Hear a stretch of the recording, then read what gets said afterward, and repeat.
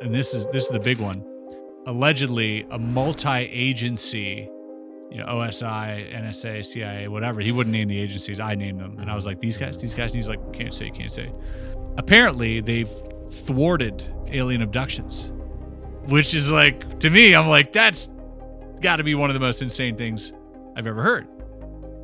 And then he gives the background story behind it. The person involved, who's apparently testified in Congress in a skiff. And if that story ever comes out, it's going to blow the lid. I had Dr. Julia Mossbridge on recently. Oh, awesome. Yeah. Yeah, and I was able to talk to her at great lengths about this non-local, omnipresent cloud of information. You want to call it the Akashic Records, you want to call it, the field, whatever. Yeah. She was a part of GATE program. She was given an opaque pink liquid to drink, not to spit out. And she has memory lapses. Her father worked at the Department of Energy. Yeah, it gets really weird. No idea. So she went and demanded her records from like kindergarten, grade 1, grade 2, and then found out that her evaluations were redacted. Whoa. I think you have one of the most open-minded yet sober views on the phenomenon in general, which makes you one of my favorite kind of people to talk to because of that open-mindedness, you're always willing to entertain all kinds of things. But with the sobriety comes I don't really need to attach my opinion or my belief to any one of them. And that's like my favorite kind of conversation to have. Same here. Yeah. And I think the conversation is suffering right now because of that. It's like, I don't know if my conviction has gone up one way or the other, or in any, it's probably not even one way or the other. It's probably like a 360 degree multi-dimensional range of possibilities. But I would say one thing my conviction has gone up on a lot is there being some kind of like narrative manipulation involved as of late, just because of all the like weird noise and infighting and projection. It just seems, I feel more certain than ever that there are psyops afoot. Let's just put it that way. I mean, I wouldn't doubt it. I wouldn't doubt that they've, I think they've always kind of been present to an extent.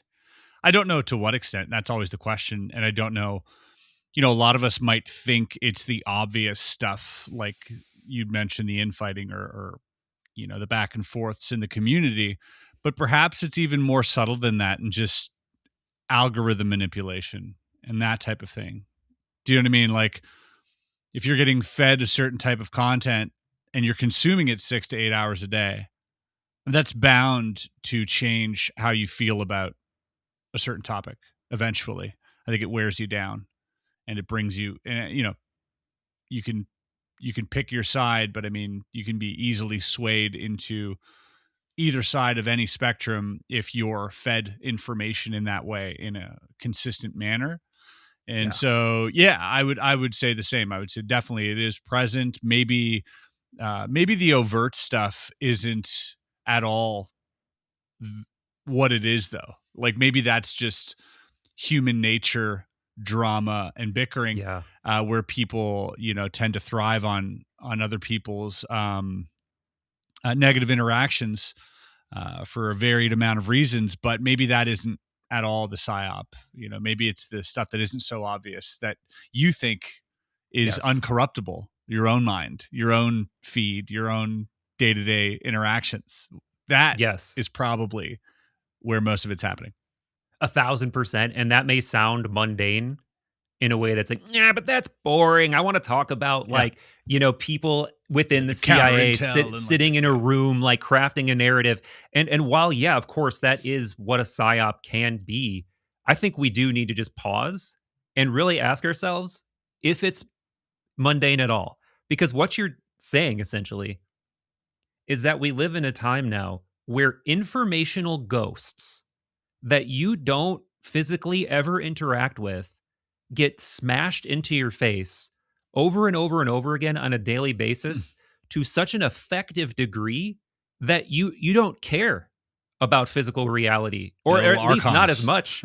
Not as much, right? Like we definitely don't care about like what's going on in our local community.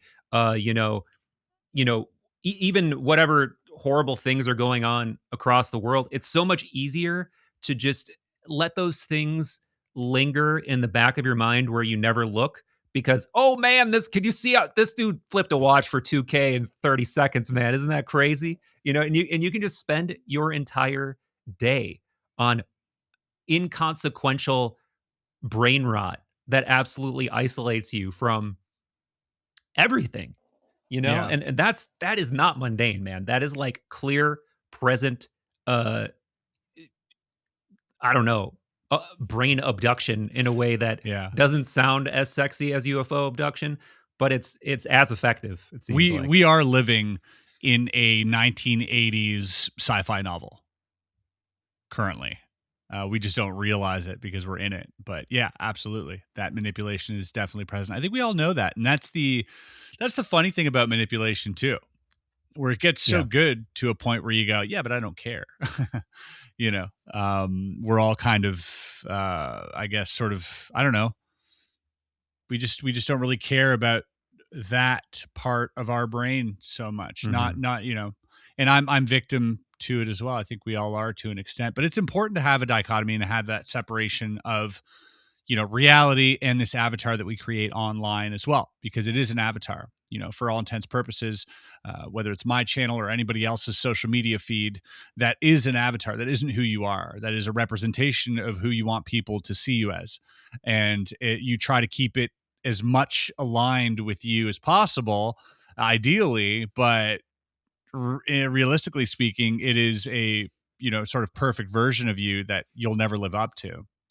And that online avatar persona that we are putting out there is becoming more and more prevalent and taking over our psyche more and more, and becoming the thing that people interact with more and more versus the human being.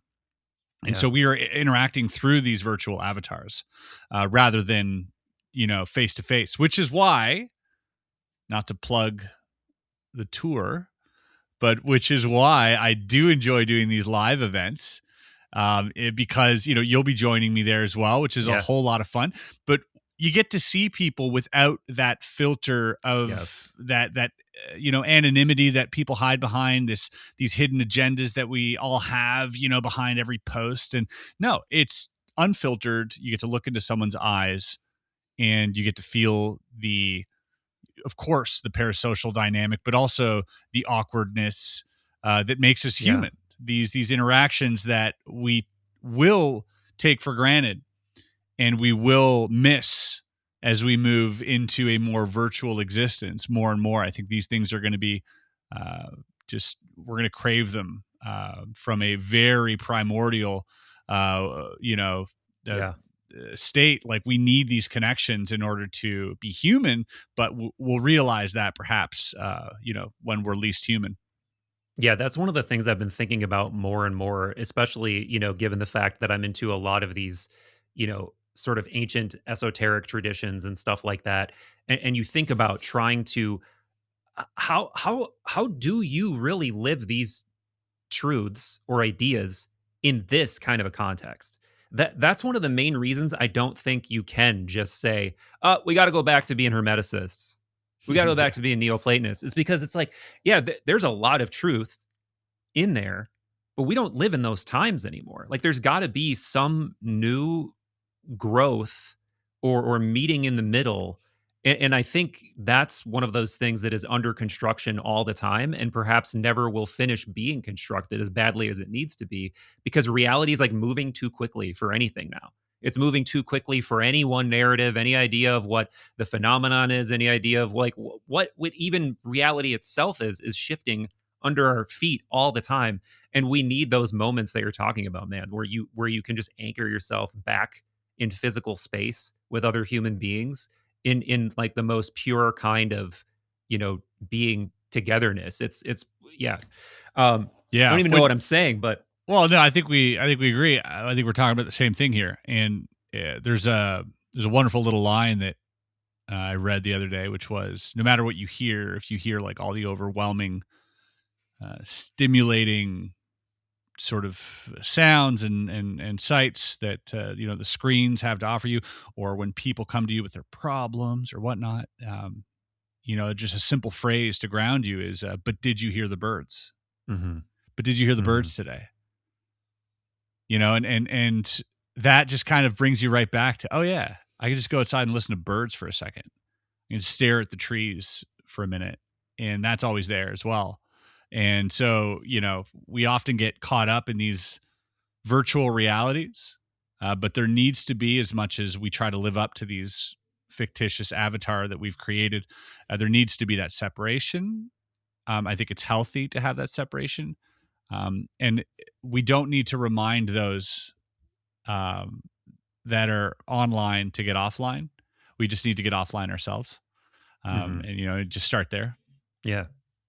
Yeah, dude. And now that we've taken care of our mental health, let's destroy it. Yeah. Let's talk about aliens. Yeah, yeah. Well, I actually, the first thing that comes to mind again is the Psyop stuff, because like we were joking around before, I think most people think about it like that. Like there are dudes just sitting around in a room and they're sculpting a narrative from front to back. And obviously it could be that, right? Like there's no reason to say it can't be that. But the thing about it, I think that's so pernicious, is that you don't actually have to create a narrative or even lie. You simply okay, let me reverse that. You do have to create a narrative, but you don't have to lie. Like I could just tell you selected truths and omit whatever doesn't fit. And that in and of itself is probably a more effective type of psyop than making some kind of elaborate lie, because I can show you the whole way. I can show you receipts. I can be like, this is true. Yeah, that's true. And this is true. And just through omission, like I've created a very compelling, hard to dismiss narrative consisting of facts, And I think something like that could very easily be going on at a. I don't buy that there is some like humongous psyop over the entire UFO conversation, because it's just too out of control and multifaceted, and everybody's talking about it in their own way now. But what I do think is that it is one of the best piles for just like, how do we push this idea? Like, well, we could just like project that onto a UFO invasion. Like that's a great scapegoat for almost anything you want to do, mass surveillance or trying out new technology, like military technologies, or flying a bunch of drones around, right? Like, yeah, dude. So I don't, I guess I'm sort of like in this weird, as I normally am, fence straddling place where I think there has to be narrative manipulation, psyop, disinformation, misinformation willfully involved. But I don't believe that it could be, controlling the whole conversation like some puppet master thing. Yeah, like you said, I think a lot of it is, I think of my channel as more than anything probably aiding in that direction anyways. Like, and people have definitely said it before. It's like, oh, this guy's a psyop. It's like, maybe I am unwillingly. Do you know what I mean? Like I'm not blind to the idea that confusion is probably the best tactic of all. Yeah. And so, if I present a story that is, over here, this like future AI alien presence, and then over here is a story of like these benevolent, blonde Nordic beings, and then over here is the tiny little grays, and like that creates confusion. That cluster is enough to really mess things up for anyone trying to look into this, clearly. But at the same time, I have no choice, because I want to present all the evidence given to me, which is why I feel it so necessary to have that open mind, and to not to have a mutable and sort of modular foundation when it comes to building on top of it. This narrative, like if you have a solid foundation and you have built your entire ontology on top of this and the way you see the world, of course, anything that tries to interfere with that or change that in the slightest way, especially the foundation, not what's built on top of it, that you can interchange. But if you start shaking the foundation, people are going to get defensive. They're going to push back, right? So it's the practice of having that gelatin, sort of foundation that allows you to stack on top of it whatever you want and tear it down, and it doesn't really matter. But that's something that not everybody has, that I've realized. It comes to me, it comes to you, and I think it comes to a lot of listeners really quite naturally. And that's why they engage with this topic in a healthy way. Yeah. But there are those who can't, simply because of the strong, really concretized foundation that they've built everything upon, allow themselves to just change it so easily. And that frustration becomes a part of, to them, it just comes very naturally to them to want to defend something. And so they're usually the ones to go psyop, because they can't cope with all the different variables, only a portion of variables that sort of exist to interchange, whatever they've built on their foundation. But as soon as the variable interferes with the foundation, then they go psyop that. I can't handle that. And so, the term psyop, I think, is thrown around far too easily. Secondly, if you were a government entity and you were like, yeah, we're gonna hire these people, spread them out to disinfo the topic through these podcasts. First of all, this isn't the 80s anymore. If you did that as an intelligence agency nowadays, I would just make my own intelligence agency that did it all virtually online with algorithm manipulation instead, and just outbid you on every project. Like, there's no way that what you're doing with people is going to be more effective than what some 20-year-old can do with an AI, Claude background. Like, I mean, it's just unfathomable the amount of manipulation that you can have through people's screens. Like, I mean, if you don't like me, you can just turn off, you can just change the channel. Yeah. Right? Then, psyop's over. Unless it's a flood the zone type of psyop, Right. Where it's just like, no, the more the better, the more the better. Because when we have too much noise, man, and this is actually scary, because this is a sort of macro manipulation of everything that we've been saying that I think we are starting to see, which is that when you do flood the zone and you have so many competing narratives, people want to retreat to like islands of coherence, right? So they will go back to nationalism, they will go back to organized religion, they'll go back to politics, and that's happening. Like, that's happening in such a scary, divisive way, where we're going to be living in these weird. It's not even going to be just, we hear about echo chambers and shit, but that's not even it's like weird informational reality fiefdoms. It's like, oh, what sector do you live in? And you're going to be able, you can tell, right? You can tell, oh, this guy lives in that mental sector. Like, he lives in this reality tunnel. Like, do you know about reality tunnels? I mean, I can assume. Yeah. It's pretty much what it sounds like. But there's this author you would fucking love named Robert Anton Wilson. One of my favorite books of all time, called Cosmic Trigger. And I love him because he's one of these multidisciplinary weirdos, where he was doing everything from experimenting with magical rituals and psychedelics and believing he was communicating with alien intelligences from Sirius. And he was studying like hardcore physics, psychology, all of the like bleeding edge quantum stuff.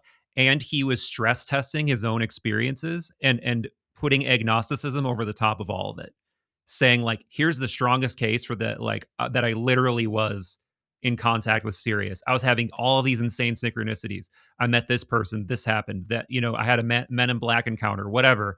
And then he would just flip it and totally stress test it and take it apart and straw man it and steel man it, do everything. It's like, and he's just one of my favorite thinkers for that reason. He had this like mercurial trickstery approach to all of it.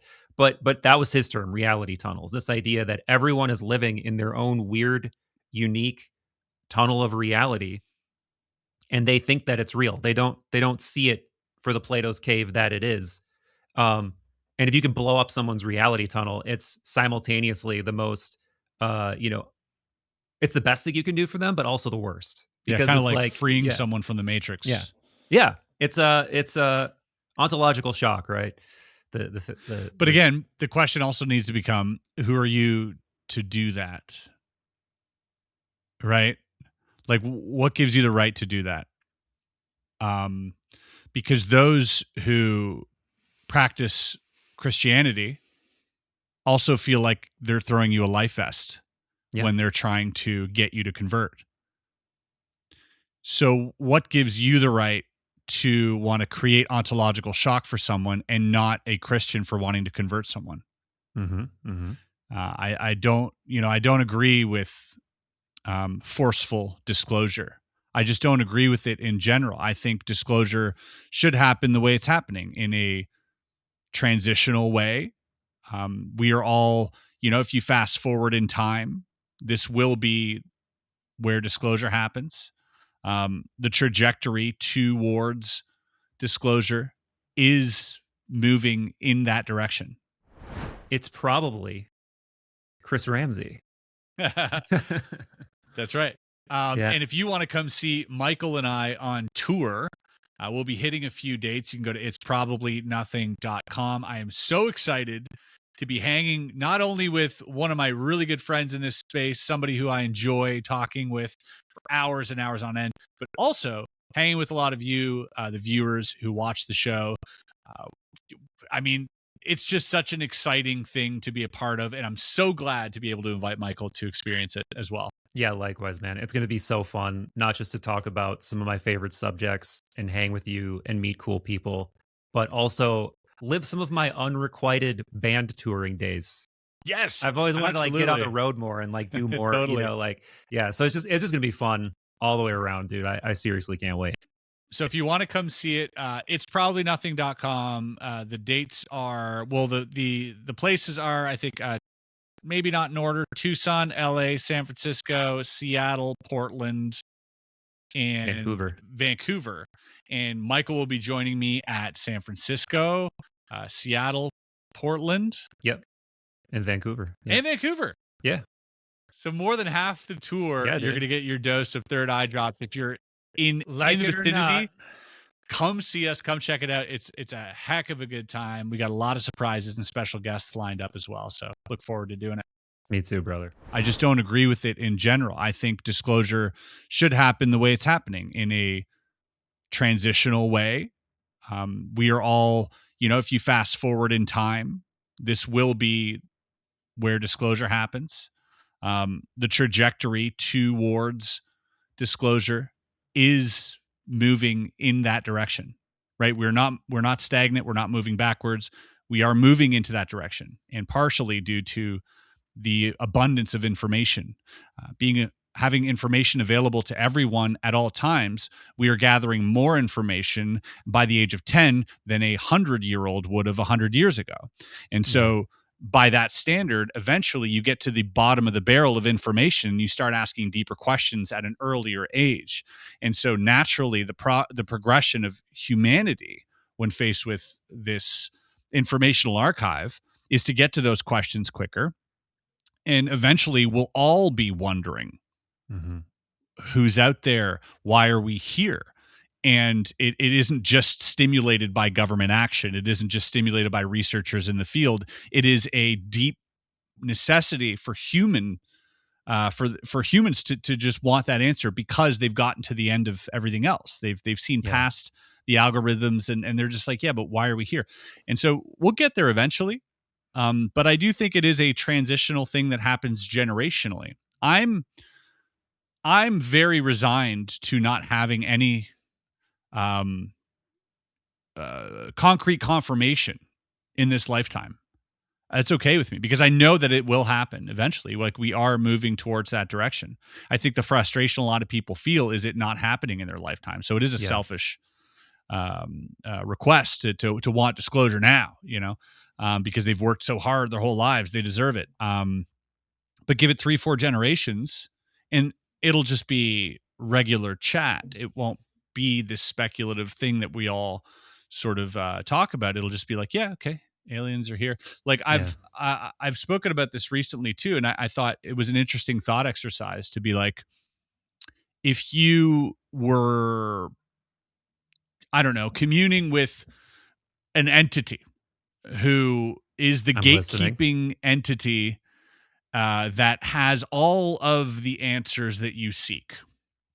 and the answers to disclosure, to life, to whatever, right? And you can ask this entity to answer you truthfully, and he'll answer you truthfully for one question. And the question becomes, are we or have we ever shared this planet with a non-human sort of based intelligence? Yeah. Of like an alien higher capacity. higher Yeah, order, exactly. Yeah. And the entity, whatever this is, whether it's a person in the government or a whatever, just says, no, it's never happened. Right. I mean, instantly you go, I don't buy it. Right.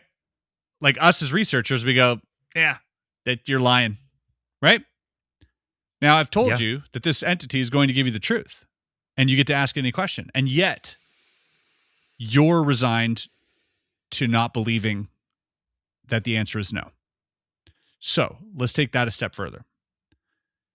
If you're resigned to that, then just assume the answer is no and move on. You don't need that confirmation. We shouldn't beg for that confirmation. We shouldn't seek that confirmation. That should be the lesson that we all are trying to learn, is that the pot of gold at the end of the rainbow is worthless. Like we shouldn't be seeking this validation, this permission to ask new questions. No, assume you have the answer then. If you're resigned to the answer being we're not alone, then you might as well just assume that that's the answer if you're never going to accept it otherwise. And then just move on. That's your disclosure. There you go. And ask the new question now. People get very frustrated about thinking, I just want the answer. You need to understand you only want the answer because you want to be allowed to ask a new question. Yeah. Or you only want the answer because you want to service your own preconceived notions about the truth. Sure. But then what happens immediately after that? You don't hang the hat up and go, well, I'm good now. I'm going to retire on a beach. No, you go, well, what's the next question now that I have that answer, right? And so just assume you have that answer. If you're resigned to having that answer be the answer you want it to be anyways.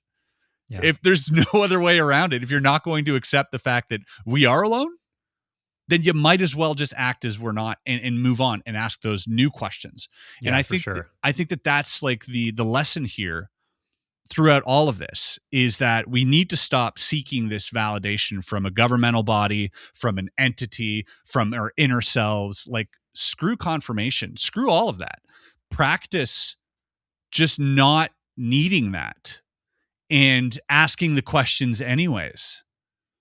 And then it becomes stimulating, it becomes fulfilling, and it doesn't shift your ontology every 5 minutes when you hear something new. It becomes fun and enlightening. And I think that we just need to practice letting go of that. Like, it's unhealthy because that, all it does is it births frustration and these antagonizing sort of debates and everything else. Like, we could do away with all of that if we just acknowledge that, okay, yeah, we're not alone. Now what? Yeah. What's the next question? Yeah. Well, first of all, I knew you were a gradualist, slow disclosure shill, Christopher. I just knew it, and you just confirmed it no.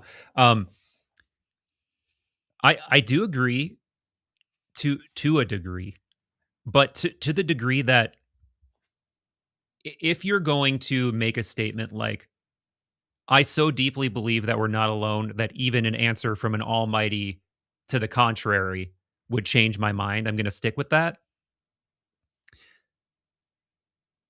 If you don't at least consider, well, if it's saying no, and this is supposed to be the fount of truth, I really better at least condition my really strongly held belief, because I think just holding on to your belief so tightly that something is true is very dangerous. Like, it's very epistemologically dangerous, because you're essentially then saying, I'm willing to believe in a lie for my own comfort. And I don't think that's what you're saying.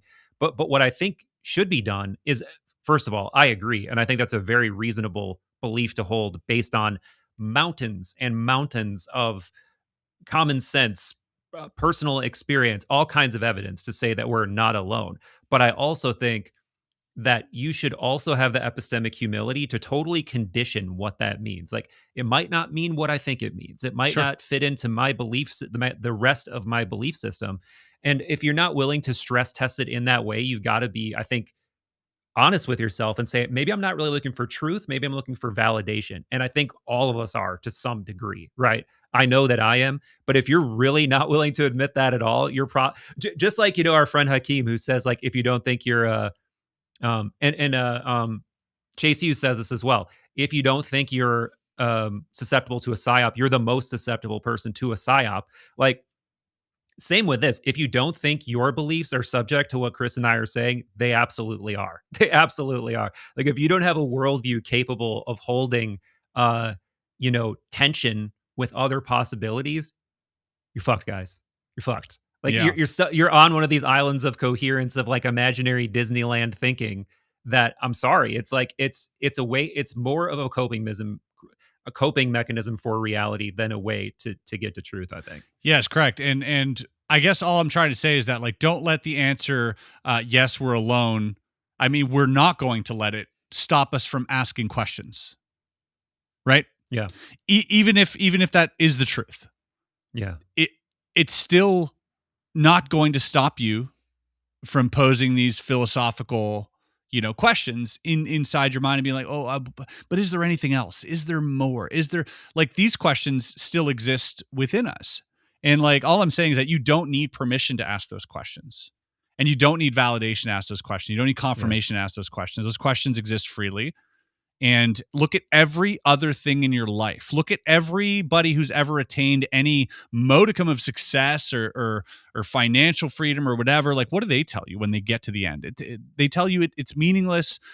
There's this guy on Instagram. He interviews like these like 90-year-olds, and he always asks them, like, what's the one thing you would tell your younger self or the younger generation? And it's always travel more, spend more time with your family, spend more time with your friends, create memories.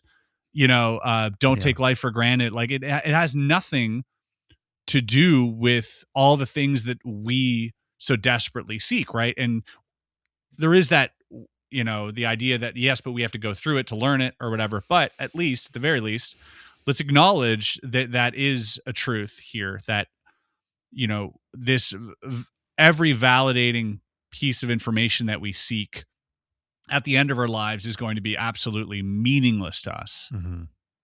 Although we might feel differently right now, it will be. I promise you, you're going to be faced with mortality, and you will say, "Who cares?"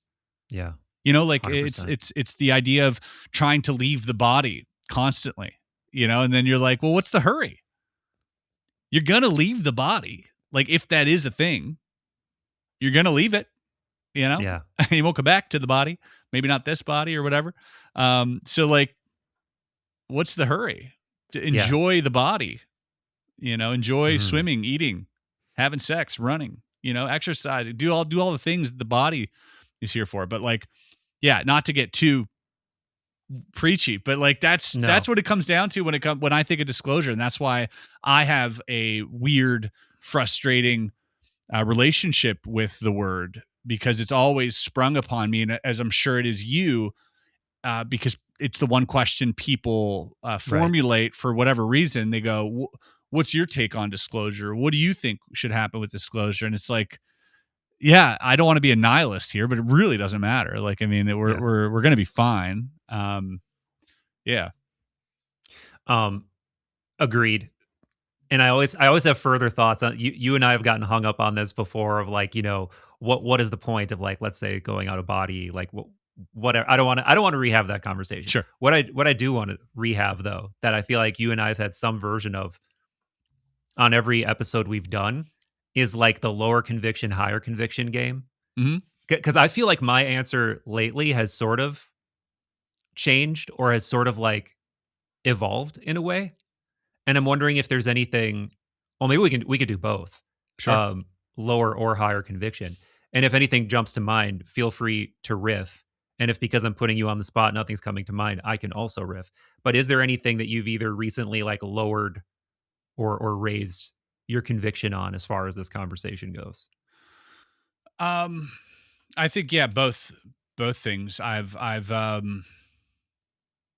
it's really hard to say, because most of what I deal with in terms of the people I interview deals with circumstantial sort of evidence that revolves around someone's experience. Right.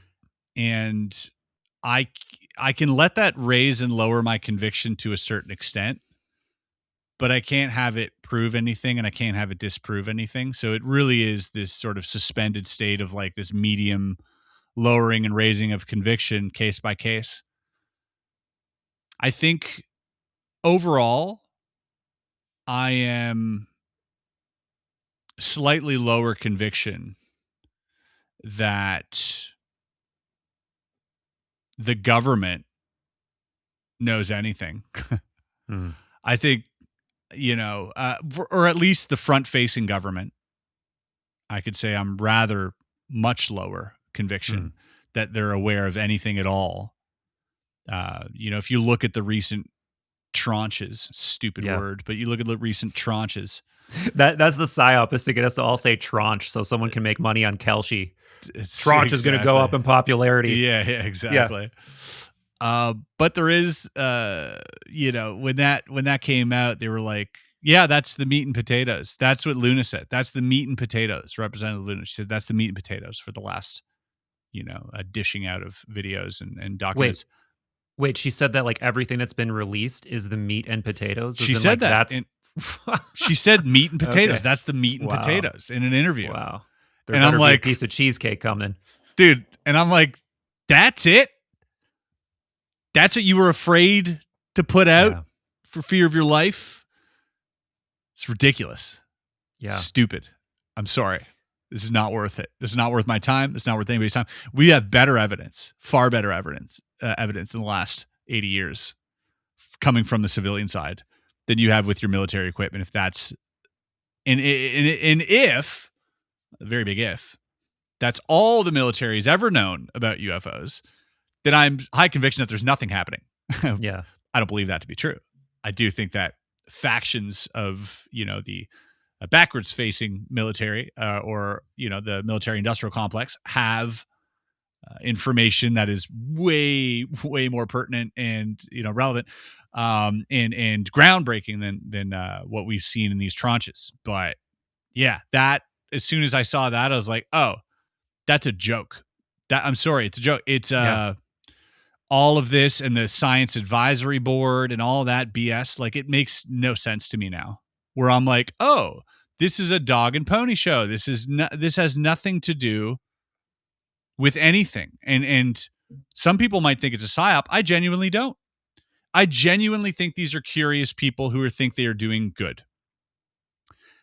I just don't think these people are well informed in terms of historically what's happened in different countries, in the United States, everywhere around the world. There's these earth-shattering cases with witnesses, but what they're looking at is sort of deconstructing FLIR footage of something, and you're like, oh, you guys are looking at the wrong thing, and you're hyping each other up, and it really doesn't matter what you think at this point, like, because it's, and again, it brings me back to, let's not hinge anything on what we're seeing, and go your own way and do your own research when it comes to this stuff, because it's just going to be disappointment after disappointment. Sure, even a blind squirrel finds a nut every now and then. There might be something that comes out of the woodwork that'll shock us all, and I'm hoping for that. And I know they probably are too.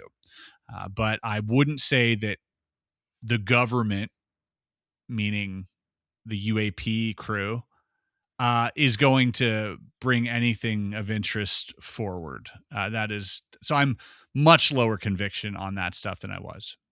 Yeah. So do you include in that the things that are more shadowy? Like, do you include, to an extent, the put-offs and the Davises and the legacy program people and the defense contractors? Is your conviction going down on that whole kind of like legacy program, construct narrative? I would say because you could say. Because you could say that's the closest thing to a sanctioned narrative that's out there, right? Yeah. Like there is a sanctioned narrative. Yes. But even within that, man, there's such weird disagreements. Like there's such weird, Yeah.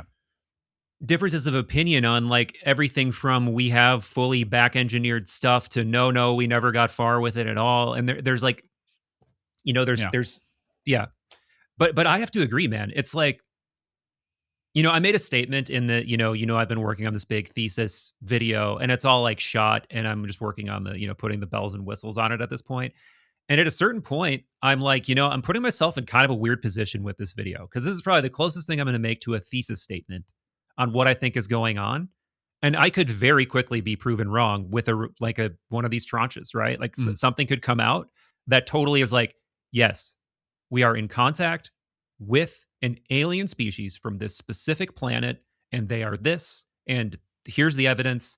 And that I'm not precluding that possibility from my thesis, of course, but I am very much diminishing that in favor of other ways of thinking about the phenomenon that are like less physical, more mental, more higher dimensional, etc. And I said in the video, like I could just be, by the time I hit publish on this, I could be proven wrong. Yeah.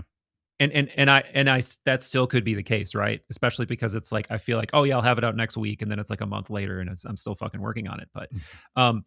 But with every passing day, bro, I feel a lot safer in that statement. I feel a lot safer in the idea that that will not be released, and that even if it is released, it will be questionable and lackluster. And I don't know, man. It's funny because now this just sent my brain down this like very rapid fire vision of even if something like Disclosure Day, like the ultimate reveal, even if that happened, bro, would we believe it? No, of course not. I mean, there's a huge part of the population that would, and then the other part of the population would make fun of the ones that do believe it, and they would make memes about how mushy brained you are believing what the government said, and like it would just be more news cycle junk. Yeah, that's all it would be. And then in a week or two after that, we'd be right back to where we were. Like that's how the news cycle works today, and you could be shown anything. It doesn't matter anymore. And maybe that's the whole point of it. Maybe the point was to get to that point where you could be shown a literal live alien with its heart beating or whatever, and you would still be like, nah. And maybe that's the whole point. Maybe that's the point of everything. To get to that point where just no one believes it. And it's out in the open. It's walking around. There's an alien. Look, it's in Times Square. Wow, that's crazy. Huh. Some people say it's a real alien. Shut up, dude. That's crazy, though.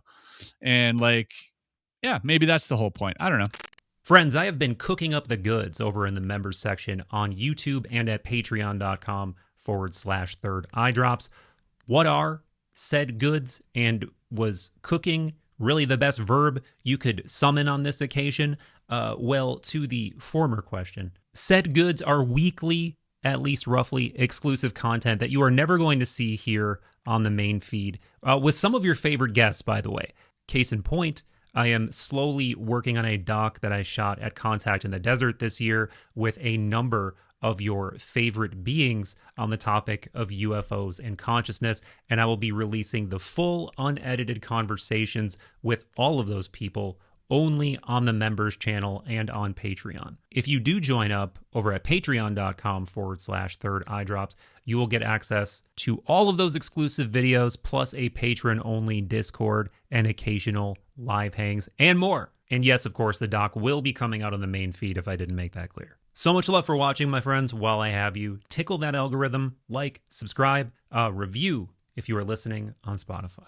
Maybe that's the point of everything. To get to that point where just no one believes it. And it's out in the open. It's walking around. There's an alien. Look, it's in Times Square.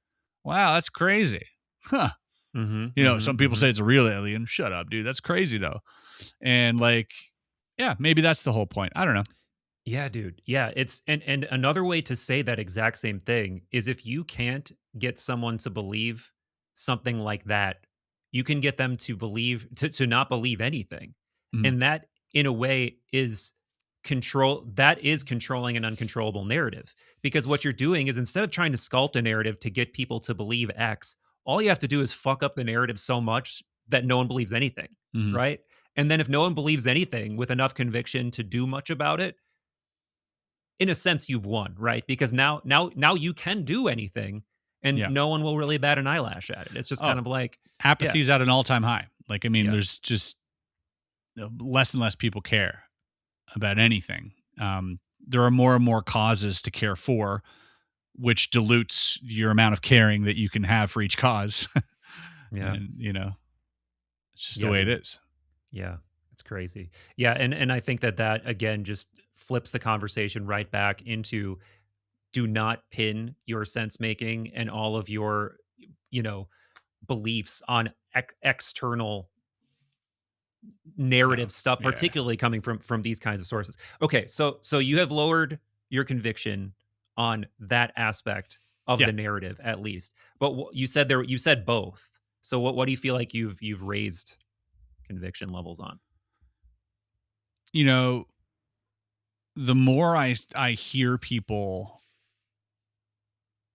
sure, there's a lot of people out there that reach out, whether it's through the phone calls, or through interviews, or through emails, or whatnot, and they all have the missing piece of the puzzle, right? They all, I've got it. Here it is, undeniable proof, and they just send me like a photo or something, and it's it is what you think it is, and it's um I do receive a lot of that. I'm sure Mhm. you do as well to a certain extent.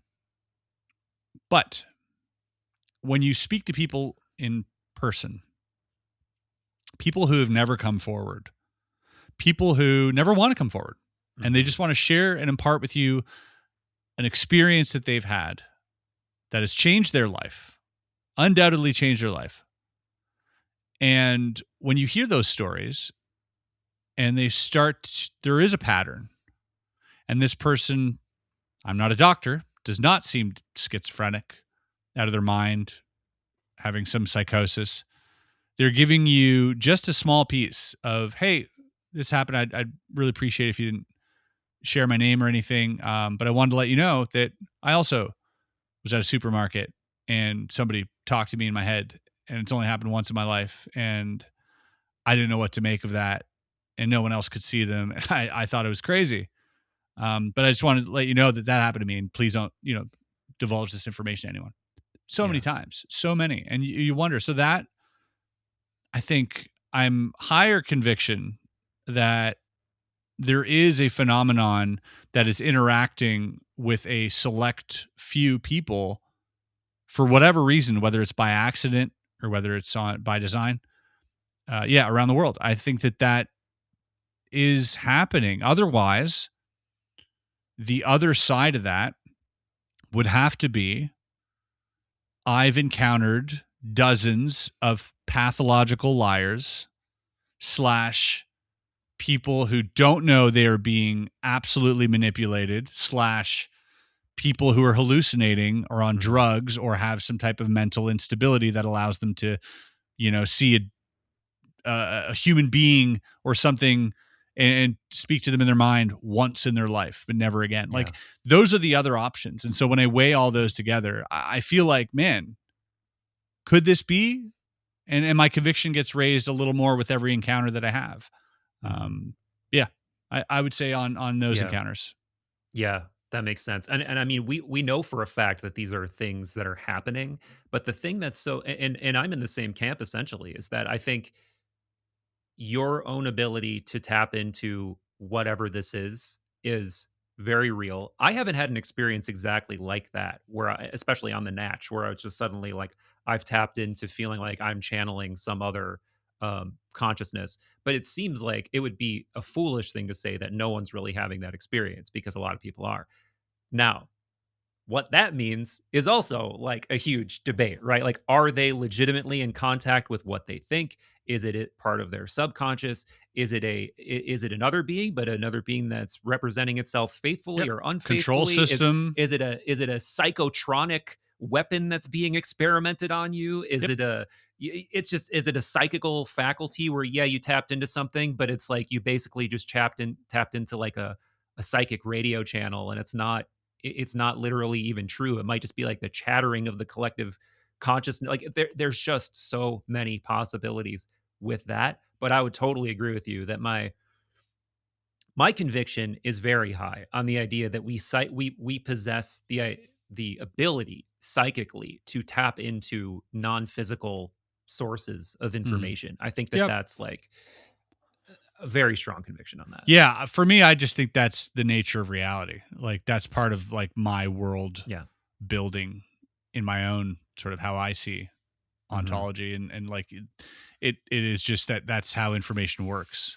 I had Dr. Julia Mossbridge on recently. Oh, awesome. Yeah. Yeah, and I was able to talk to her at great lengths about that, about this non-local, omnipresent cloud of information that exists everywhere, and information can latch onto light and it can travel on light, but it doesn't need to, and like but it's always there, like everyone has access to it. You want to call it the Akashic records, you want to call it, the field, whatever. Yeah. But it's always there, and we do act as these nodes, these tiny antennas that seem to not only be able to download information but to upload information as well. Like there is a two-way dialogue between Hmm. us and this cloud of information, and the mind, which is essentially the thing that lives between the brain and that cloud of information, is is able to travel in time, is able to go forward, to go backwards, and it's not beholden to the things that we are physically. And so I also think that that is a healthy way to view the world and to make sense of the world. I'm happy to have that all be proven wrong, but it does seem sensible. So for me, it's not even like about a high conviction. It means for me, it's like that's kind of the baseline that I have. If I were to, go all in on something, I think that that would be it. I think it's pretty reasonable. Yeah, I do too. And there's emerging science too to back this idea up. Like I'm not gonna. I'm literally. I just made this joke on another podcast, but I'm gonna make it again. Is it probably just sounds like I'm being literally paid by Don Hoffman personally to just glaze him on every fucking episode of the podcast. But the work that he's doing with Trace Institute, which is his new venture, that's sort of the overarching organized version of his philosophy, and then these like collaborators that are starting to come into this. um just to speed run this really quick, he's an idealist philosopher who essentially believes what you're saying, and he's proving this through like hardcore cognitive science and theory, that reality, like the foundational substrate of reality is consciousness, and that physical reality is essentially like an evolutionarily convenient desktop or VR headset that we wear to survive, but it does not actually represent reality in any fidelity. It just represents our ability to survive and navigate this realm. But he has a peer-reviewed paper now that has taken his theory and derived space-time from it, like using actual math. And Cool. he believes he will be able to derive quantum stuff and literally all of extant physics, not from material assumptions, but from assuming that consciousness is primary and these things that he calls conscious agents are primary. And what's also interesting is this fits very well into a type of disclosure conversation, because what he's saying is beyond this veneer, beyond this, realm that we interact with, is actually a whole other realm of conscious agents, as he calls them. And he keeps that very technical, like doesn't get into like, yeah, these could be aliens, these could be entities, these could be angels, whatever. But the very recent development is he has publicly done a talk with Dr. Andrew Gallimore, now the DMT guy, and has said, yeah, like I think DMT entities probably are an example of this realm of conscious agents. So I think that, I mean, yes, I'm cherry picking here, but I think the idea that you could easily be proven wrong on that idea is like becoming a harder and harder sell, Yeah. because I think it's very plausible, and I think that there's going to be an equally, we might be headed for the same thing I was describing before, where everyone's living in these informational fiefdoms. Materialism and idealism might turn out as those kinds of things, where there's Yeah. a very very good argument to be made for both. But I don't know, man. I think the idea of what you just said, the idea that there is some kind of baseline level of reality and connectivity that is comprised of consciousness that um, we're participating in, but we're to an extent blind to, or we only function with on an unseen or vestigial or some kind of latent level, I Yep. think that is going to sound more and more and more likely with each passing decade, man. I really do. Definitely. You know, the sort of visual analogy that I have of all of this is, this kind of helps my brain make sense of it, but there is this, let's say, substrate of reality, 0 point or the quantum field or whatever, this substrate that everything is built upon. Okay. This is Mhm. like level one. And level two, now we have this like these physical properties that arise from this. And what I see sort of materialist scientists trying to do is take the substrate level one and package it into level two. Yeah, right, exactly. And you go, that's insane. Yeah. And sure, yeah, at sometimes the math will math and it'll be doing its thing and you'll be like, oh yeah, it comes to zero, I'm right.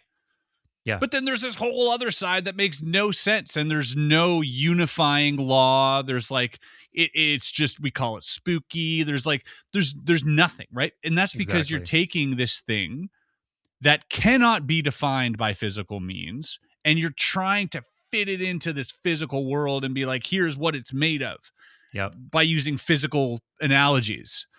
And you're like, that's like somebody who's like who says they've figured out music and they give you a bunch of numbers and they're like, I understand music, this is music, we've understood it.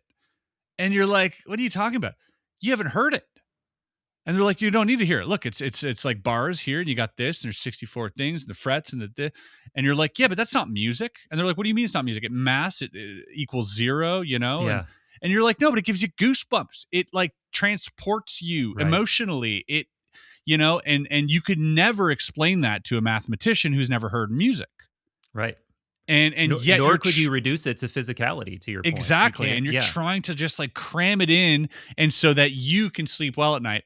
And it's eventually, I think we're at that point now where we're all realizing, we're like, well, we've had this exponential curve and now it's just kind of stopped. What's halting progression in terms of physics? And it is there's the stopping point. We all Mhm. recognize that quantum physics is that point of like, well, we got to acknowledge the elephant in the room now, Yeah. that this is There the problem. Yes, dude. There's actually a clip of Jim Semivan that's been going around for a long time where he says, whatever the phenomenon is, it probably sits in a Venn diagram of consciousness and quantum physics, which are the two things we know the least about. Yeah. And I'm just like, yeah, I mean, yeah, Jim Semivan, sure. Like question that as a source if you want. I would love to talk to the dude. He seems to have a lot of similar thoughts to me. Um, but yeah, as soon as I heard that perked up my ears, and it's also incredible because Don Hoffman is starting to more openly talk about these more, traditionally fringe ideas. And we were kind of in real time working through the idea of, okay, like if there really were technologies that could do these things, would this theory explain it? And he's like, yeah, 100% would. And I think that thing that all of us see, this, and again, choose how much conviction you want to put in any one story or any one theory, but a very common part of UFO lore is that there's some weird connection between technology, the phenomenon, and consciousness that we don't understand. All the way on up to like these things, these craft are like extensions of consciousness or are completely controlled by consciousness. That's a trope that comes up over and over again and makes no sense from our current POV. But now if you do have a POV like what Don is talking about, where you're assuming like you're from ground level one, you're not only assuming that consciousness is the base level of reality, you actually have that worked out in a technical theory. So you could start from consciousness being involved from square one. And what kinds of technology would that produce? It would be magic. It literally is magic, Mhm. like. So I think there could be some interesting connections there that are totally high level and theoretical, at least in my stupid brain. But it does make a lot of sense, at least. Yeah. Um, but again, we could just assume that is reality and Yeah. then keep asking these stimulating and amazing questions that spark awesome discussion, Yeah. or we could get frustrated that no one's confirming what we're saying, Yes, yes. So one thing that my conviction level has gone up on that I think actually fits into where this conversation is bumbling into is the idea that reality has built-in intelligence tests. And it's sort of similar Hmm. to the idea in UFO lore of, the donations, where it's kind of like the notion that we didn't crash this thing on accident. Here you go. You take it now and see what you can figure out. And then again, the lore is that we make iterative, slow, incremental, technological, and maybe even ontological, like new levels of understanding from these donations. But I was having a conversation recently with Danny Goler, the guy the DMT laser guy, and also same conversation with Andrew Gallimore. And this idea keeps coming up over and over again that there seem to be built in kind of intelligence Rubik's Cube level tests with all of these things. Like Gallimore was arguing that DMT he believes is an intelligence test because with each new level, there's like a new question. And then once you solve that question, it literally brings human consciousness to a new level that it could not reach before, right? So if you can put it into a smokable form, now you gained a level. Put it into I feel like all these keywords are going to get me like like shadow Yeah. ban, but it's like now we're to this point where you can reliably do it through intravenous, indefinite, you know, like being in this realm. And now, dude, the types of experiences that people are talking about having in extended state is so mind-boggling and insane, but it's real. And what is that? And there have even been stories. One of the stories that came out of that initial pilot study at Imperial College in London is they actually got advice, or maybe this came out of Strassman's spirit molecule studies, the old ones, where they basically told him how to improve the protocol, like to do it better. Like the entities told them how to improve the protocol to like make it work better. That kind of stuff is very interesting. So yeah, but broadly, this idea that there are intelligence tests purposefully. I don't think we need to put it as in cartoonish of a way as like there is one alien guy who put the like intelligence test there. But I think reality is constructed intentionally of in that way of hidden and deeper levels of meaning that can be decoded all the way down to like maybe a literal code level that we will stumble across and be like, wow, not only is consciousness fundamental, but we see these layers of understanding and encoding throughout every layer of reality. Like my conviction has recently, I would say, gone up on that. There's the idea as well of dreams themselves being those tests, right? Uh, no matter how strange a dream is, it seems like there's always like a decision to be made, or you act a certain way in like response to something. Like if you're feeling frustrated because of an interaction you had recently, you might dream of that interaction, and it Mm-hmm. might raise that frustration even more in the dream, and you'll just lash out. Maybe that's the test. Maybe it's like, let's see if you've learned your lesson. And Yeah. do you go the other way? Do you help this person in the dream, or do you beat them up? Do you, no matter how strange the scenario is, maybe these are, morality tests that you're put through in these states, and that's why your mind's sort of creating this reality for you to run you through another simulation. And I like to think of it that way, and I go into dreaming nowadays with that in mind and hoping, to correct some of the outcomes that I may otherwise have moved negatively towards based on like an emotion that I had. And I think, oh, well, maybe I can, fix this scenario in my dream. Speaking to Dr. Mossbridge, once again, she had talked about the very therapeutic sort of practice that she's been spearheading with one of her organizations, which is helping people who've had trauma. through this idea of mental time travel. And Oh, so wow. you are dealing with perhaps some post-traumatic stress from an event. And let's take you back to that time through hypnotic regression. And let's go to that event. And first, the way that she has it was really interesting because she wrote a whole dissertation on psychological time travel or psychological Wow. time and how it differs from objective time. And so going back, seeing yourself live through this trauma, maybe tell yourself what you need to hear in that moment of that will help you sort of persevere and get through this trauma.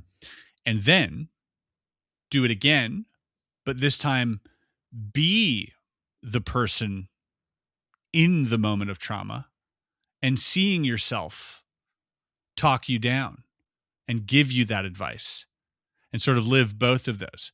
And they've seen a great, like clear improvement of people's mental health in regards to those traumas after doing this practice. And so this is something that she's working on. I think is just phenomenal. Yeah. She obviously, she has a different worldview where, yes, informational substrate exists maybe omnipresently, but beyond that is love. That's her sort of field is love encapsulates everything. Everything, love creates consciousness, and then consciousness creates physicality and whatever. But love is like this, the substrate, the binding glue that holds everything together. Dude. And she's done, an immense amount of research in regards to people in a state of what she puts it as unconditional love, how it enhances the psychic ability. And she's done papers on this. She's done studies on this, hard science on this, where objectively you get better results if you're in a state of unconditional love versus if you're not. And so it actually increases. And so, then it was really interesting because I was asking her, well, you can have it both ways, right? We have this spectrum of like, oh, it's love that improves the cognitive sort of psi ability. But then on the other hand, we have like trauma, right? This trauma, this evil, like prodding and poking. We hear Jordan Josic, we hear all these terrible things. But then what is actually happening there is dissociation. The dissociation from the trauma is creating the psychic event, not the trauma itself. I've heard that. It's the getting away from the trauma. So it's healing, it's love.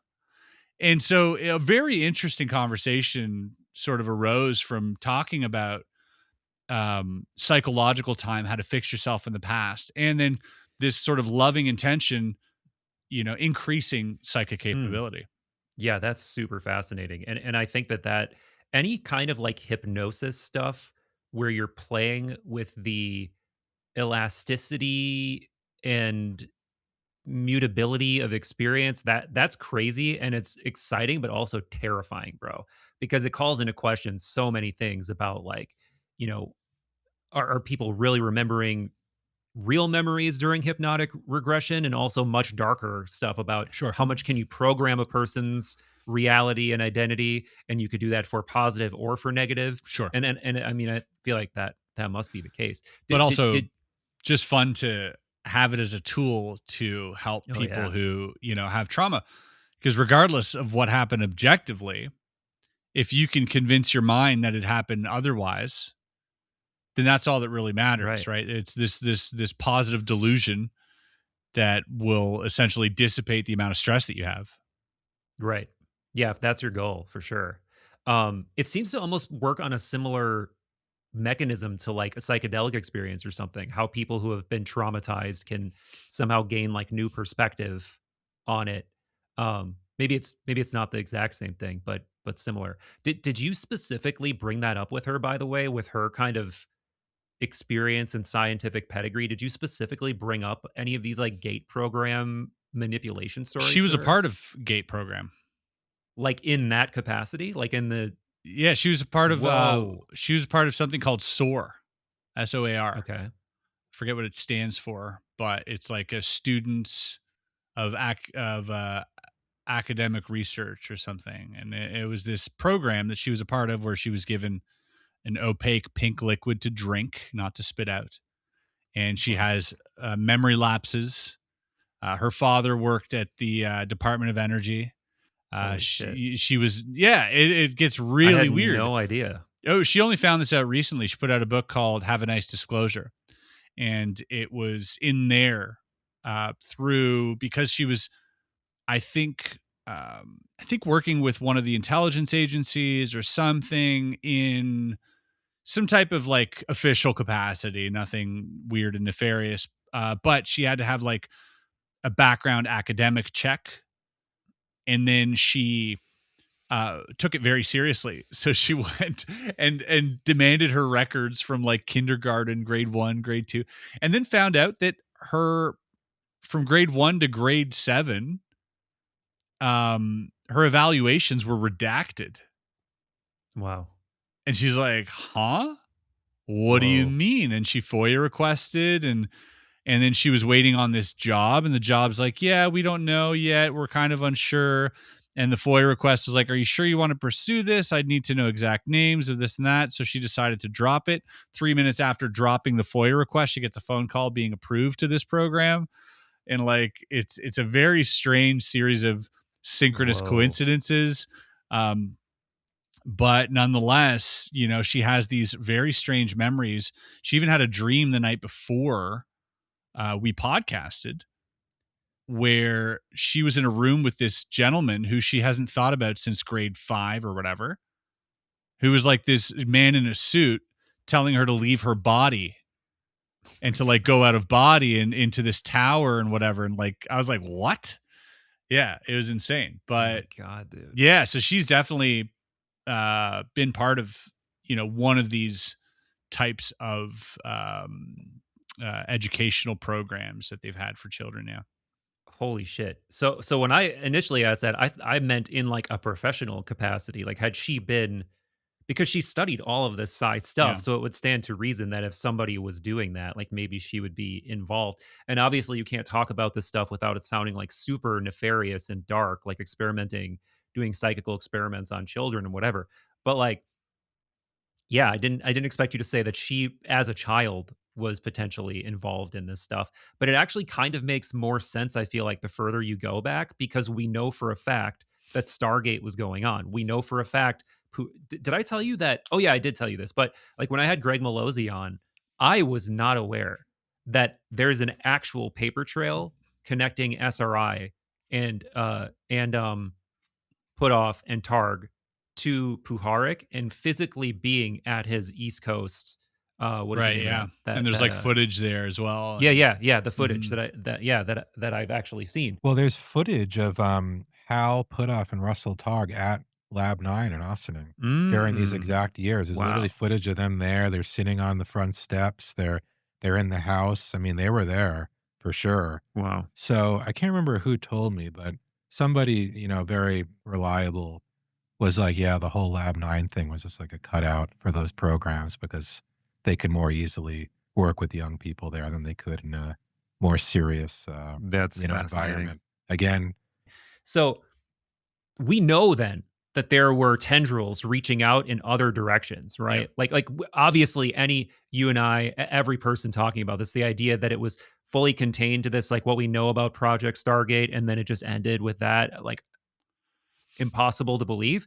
But then you also start to like just journalists like Greg, like just digging up documents, like finding stuff, you know, that nobody thought to like, yeah, maybe we better go through all these archives and see if there's like stuff we don't want out there. Like I put that in my teaser to him with him. I'm like, so do you think you're sitting on classified stuff? And he's like, yeah. And then we both just laugh because it's just like, but I can also kind of see why bother, right? Because Puharich is almost like a human locus of all this that we're talking about, where he's a very smart guy, you know, went to an elite medical school, was in all of these elite circles and stuff like that.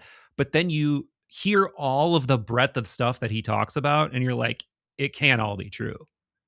So then you're like, but how much of it is true? What I'm really saying is that all of that is fiction. Like the Men in Black is a single example. That's all done by the CIA. They're trying to scare people away from recognizing UFOs. I don't know whether you're aware of that. 90% of the UFO sightings are the United States flying saucer fleet. They have a huge fleet. It's our primary line of defense.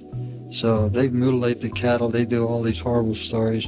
Half of the abductions, I mean, it's all stage and it's show business. It's not real. You have to be very smart to detect that. You have to remember that every government in the world is afraid that people will believe that there's something out there, okay? And why are they afraid? The stock market is going to crash. Billions that have been invested in new product are not going to be carried out because it's all been done already, and on it goes. So we're dealing with a vast disinformation process here. And how much of it was total new age fantasy co-opting? Did he go crazy at a certain point? Did he go off the deep end at a certain point? Was he himself involved in super malevolent shit? And then it seems like he may have turned a corner at one point. But most people around that age, I feel like that's the case. You look at Joe McMoneagle, you say, is everything he says, is that the way it is, and people of that era who were involved in these programs, you had John Alexander, you ever hear him talk, Well, I know he was just on that Y-Files podcast, but I haven't watched it. Did you watch it? I watched the first part of it, and it was pretty hard to get through because he was like, I feel like he was being purposely evasive, but I got to give it another shot and watch the rest of it. But regardless, I think that whole generation, because information was much easier to be misleading and to be.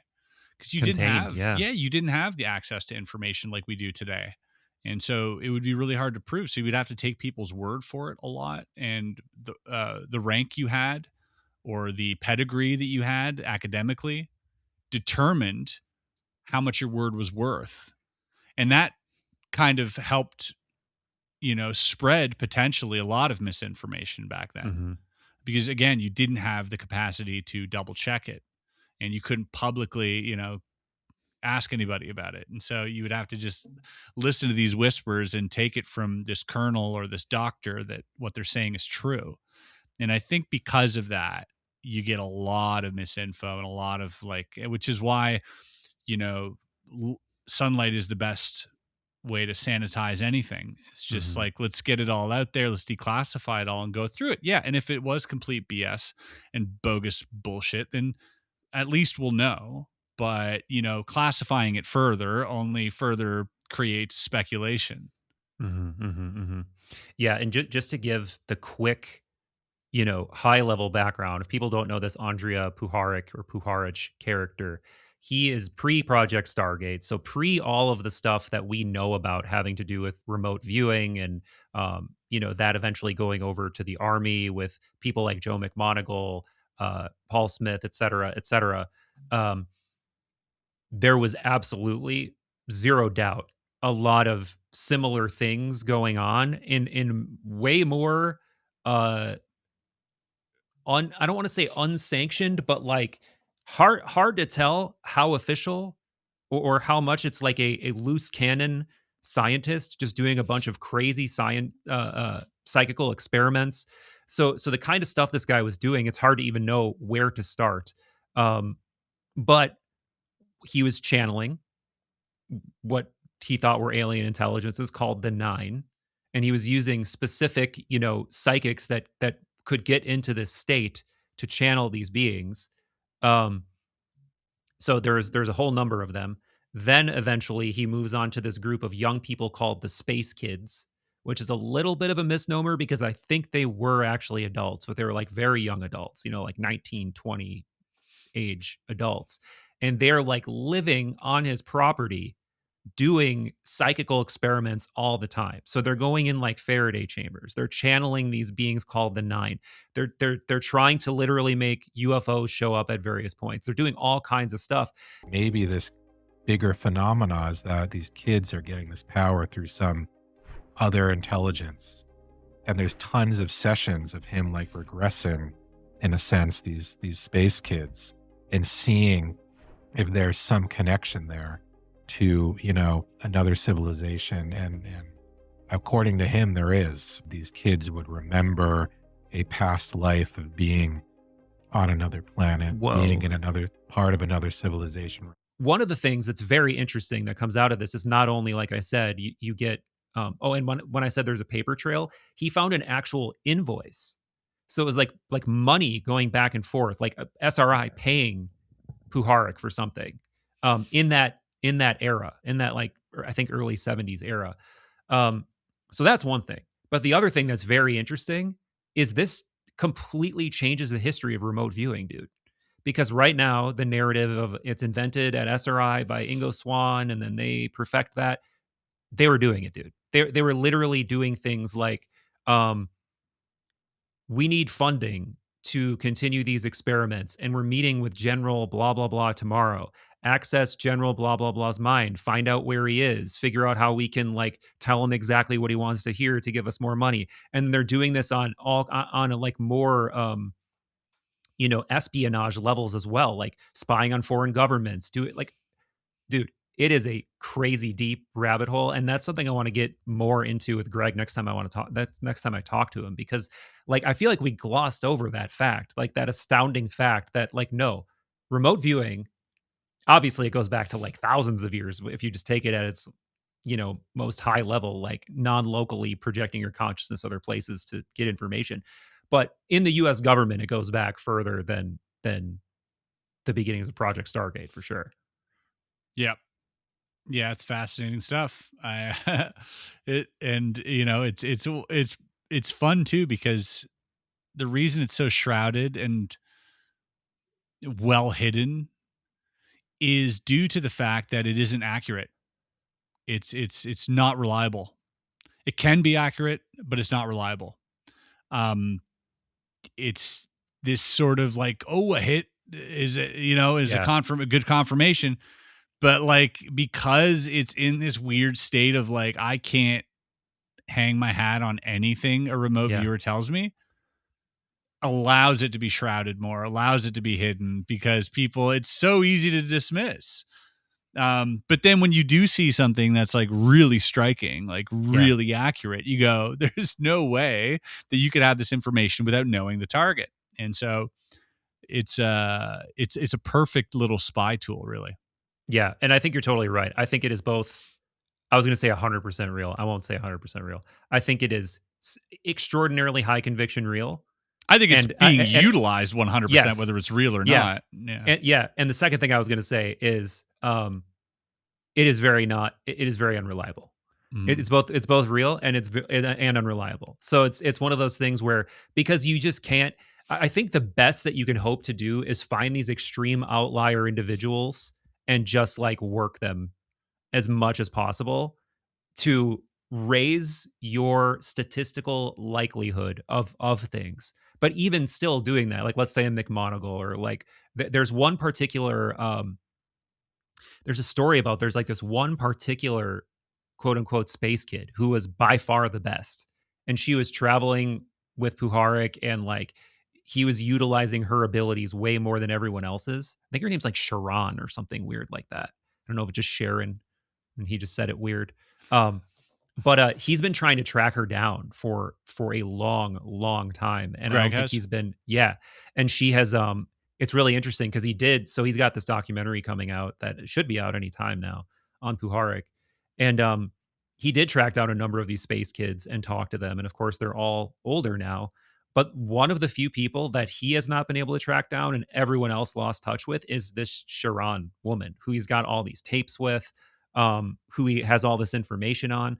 But it really is an outstanding mystery, where she is, and was she pulled because of her unique abilities? Was she pulled deeper into other programs, or put through some kind of mixer, and identities change, brought into who knows what? But yeah, I think that something like that is probably the best you could do, is find these extreme outliers and just the Pat utilize. Prices and... Yeah. But who knows? But it's fascinating stuff that I will continue to dig deeper into. Was Mossbridge actively involved in remote viewing stuff?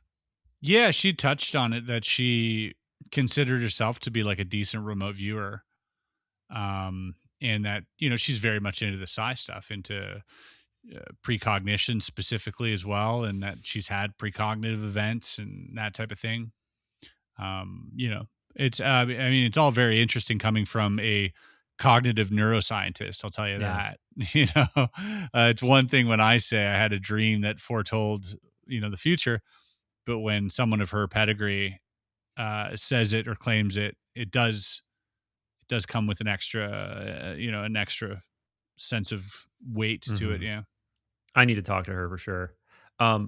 Given that she was on your show, I imagine you talked a lot about, at least to some degree, the phenomenon and like what she thinks is A little going on. bit. What is? I Yeah. we didn't really touch on it much because she's she's very much of the mind of, sure, there's something, but the way she puts it so elegantly is it's not about race cars in the sky, and Mm. and that's something I think we agreed on. Whereas, like, you come into this topic much like myself, very naive, and yes, they're flying saucers, and they're very well maybe, but that isn't what matters. And so she's kind of researching what does matter, which is this perhaps field that we share with these entities that we're able to navigate here, um using our mind, and that realm where the mind exists could potentially be where communication happens, where the entities show up, that type of thing. And yeah, she's done some interesting stuff. I always think of Dr. Daryl Bem doing those Yeah. experiments, but um, she did them better, in more, where the variables were more contained, and she had similar positive results proving precognition Yeah. to Yeah. like almost to like, I think like half a second before, which is quite substantial, where Yeah. they would show, Explain those. Yeah. yeah, they would have two types of images. One would be an image that was very negative, very sort of trauma inducing, maybe a picture of a gun or something. And the other image was a neutral image, nothing really stimulating at all. And they found, to a very, very high degree with every one of these tests, that when shown an image of a violent nature, it would stimulate a physical, or sometimes, a physical response in the brain or on the skin up to close to half a second prior to the image being shown, over and over and over and over, where it didn't when it was a neutral image. Yeah. And so that proves in a vacuum that precognition exists. And she's got a peer-reviewed paper about this, but she had to dress it up in a way that appeased a lot of the scientific Mm. minds. But I forget the term she had, but it was like a overly complicated term just to Yeah. say precognition. But you can't say precognition. Pre-sensory registration of Yeah, information. Like, exactly. yeah. Some word salad, that makes it a little more digestible to these clipboard types. But um, essentially, yeah, proving that this stuff does exist. And now where she is studying is like, okay, on the assumption that it does exist, because it does, according to scientific evidence. Where do we go from there?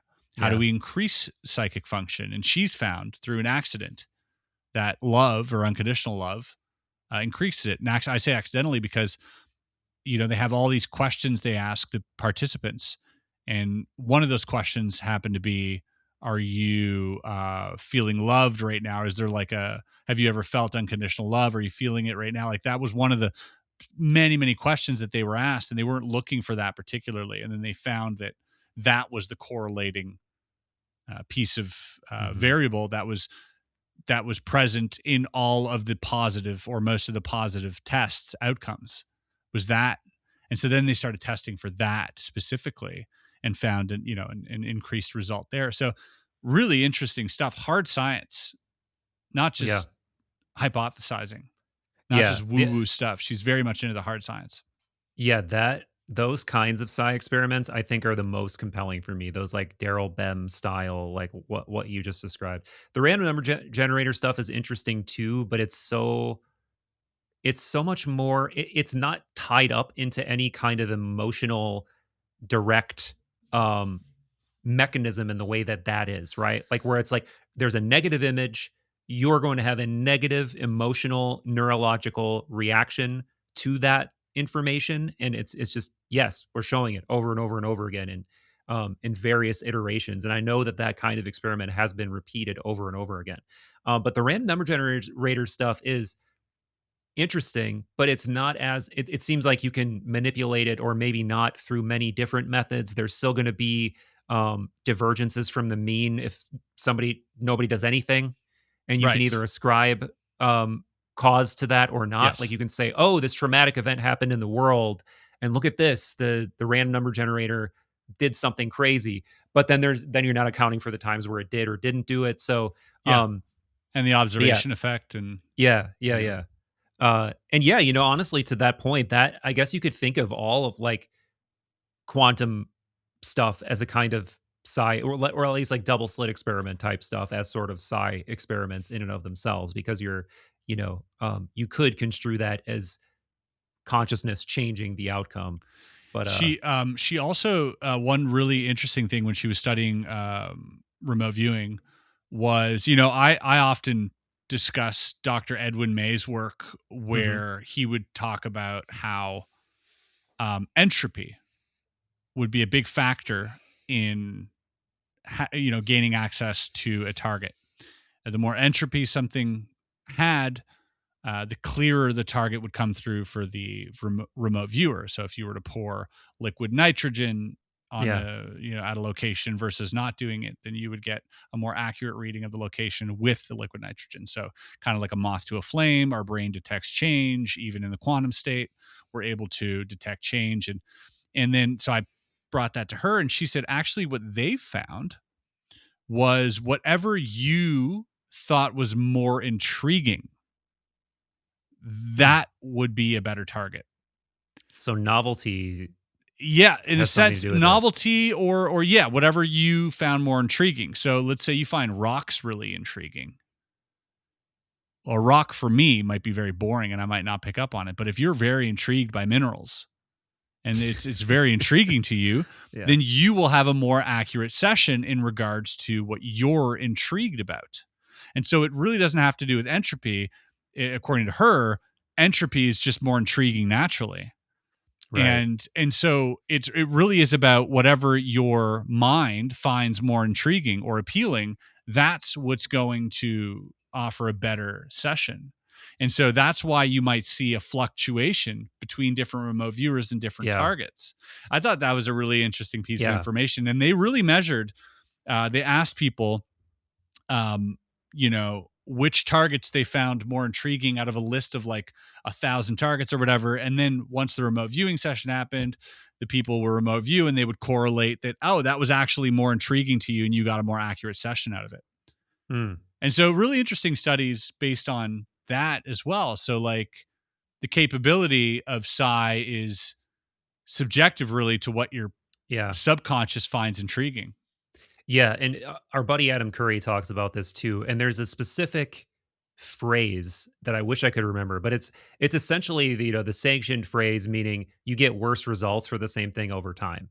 And and part of the explanation for that might be what you're talking about. Is becomes more mundane. Yeah, it becomes more mundane. It becomes less novel. Therefore, it drops off. And it's what's even crazier, man, is I think that there's something to this. I could be totally wrong with this, and this could be total misinformation, but I think there's something to this effect with prescription drugs.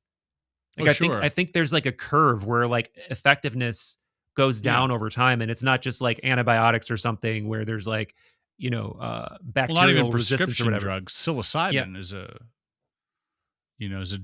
that's directly.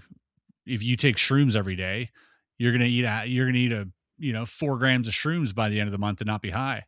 Right. But there's a neural explanation for that. Right. Whereas I'm sort of hinting at maybe reality placebo itself. effect? Yeah. Like maybe there's like a not strong but perceptible psychical weight or something, toward novelty. And that would make sense, dude, because we as a species, like, and again, man, this goes back to the intelligence test thing, is like, if part of our species is supposed to be evolving, like if there is some kind of teleological outcome, right?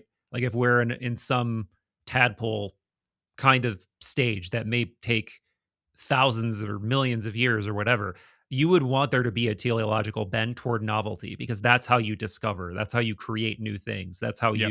you continue looking for novel pieces of information that will like push you through the next membrane Yeah. or whatever. Yeah. Yeah, it all makes sense. We figured it out, man. I love it when we figure everything out on these podcasts. Another thing, there's been a few things that I've uncovered, and this is like going to almost sound like a non sequitur, but I don't think it really is, actually, because of everything we've been talking about. One of the other things I wanted to say that I came across when I was doing research for this video, and I actually brought this up to Paul Hynek, and he did not know this. In one of Vallée's newest books, because I was specifically looking for information about where did all this Rosicrucian stuff start, right? Because obviously this plays into my theory that there's something more akin to the esoteric going on with the phenomenon than there is nuts and bolts, high technology. So I was trying to look for traces of Vallée talking specifically about Rosicrucian stuff, and maybe how he got into it, how deep into it he was. And I didn't really find that, but I found a very interesting little comment in one of, how he's been releasing these essentially like these diary books. Yeah, Forbidden Science, volume whatever. 7, I think it's I think it was either 6. I want to say it was 6. But one of the things he said about Hynek is, I always thought Hynek was so for people that don't know, Vallée and Hynek are often said to be Rosicrucian in some capacity. And Paul told both you and I think separately on both of our shows, that his father took it seriously enough to follow Rosicrucian burial rituals when he died.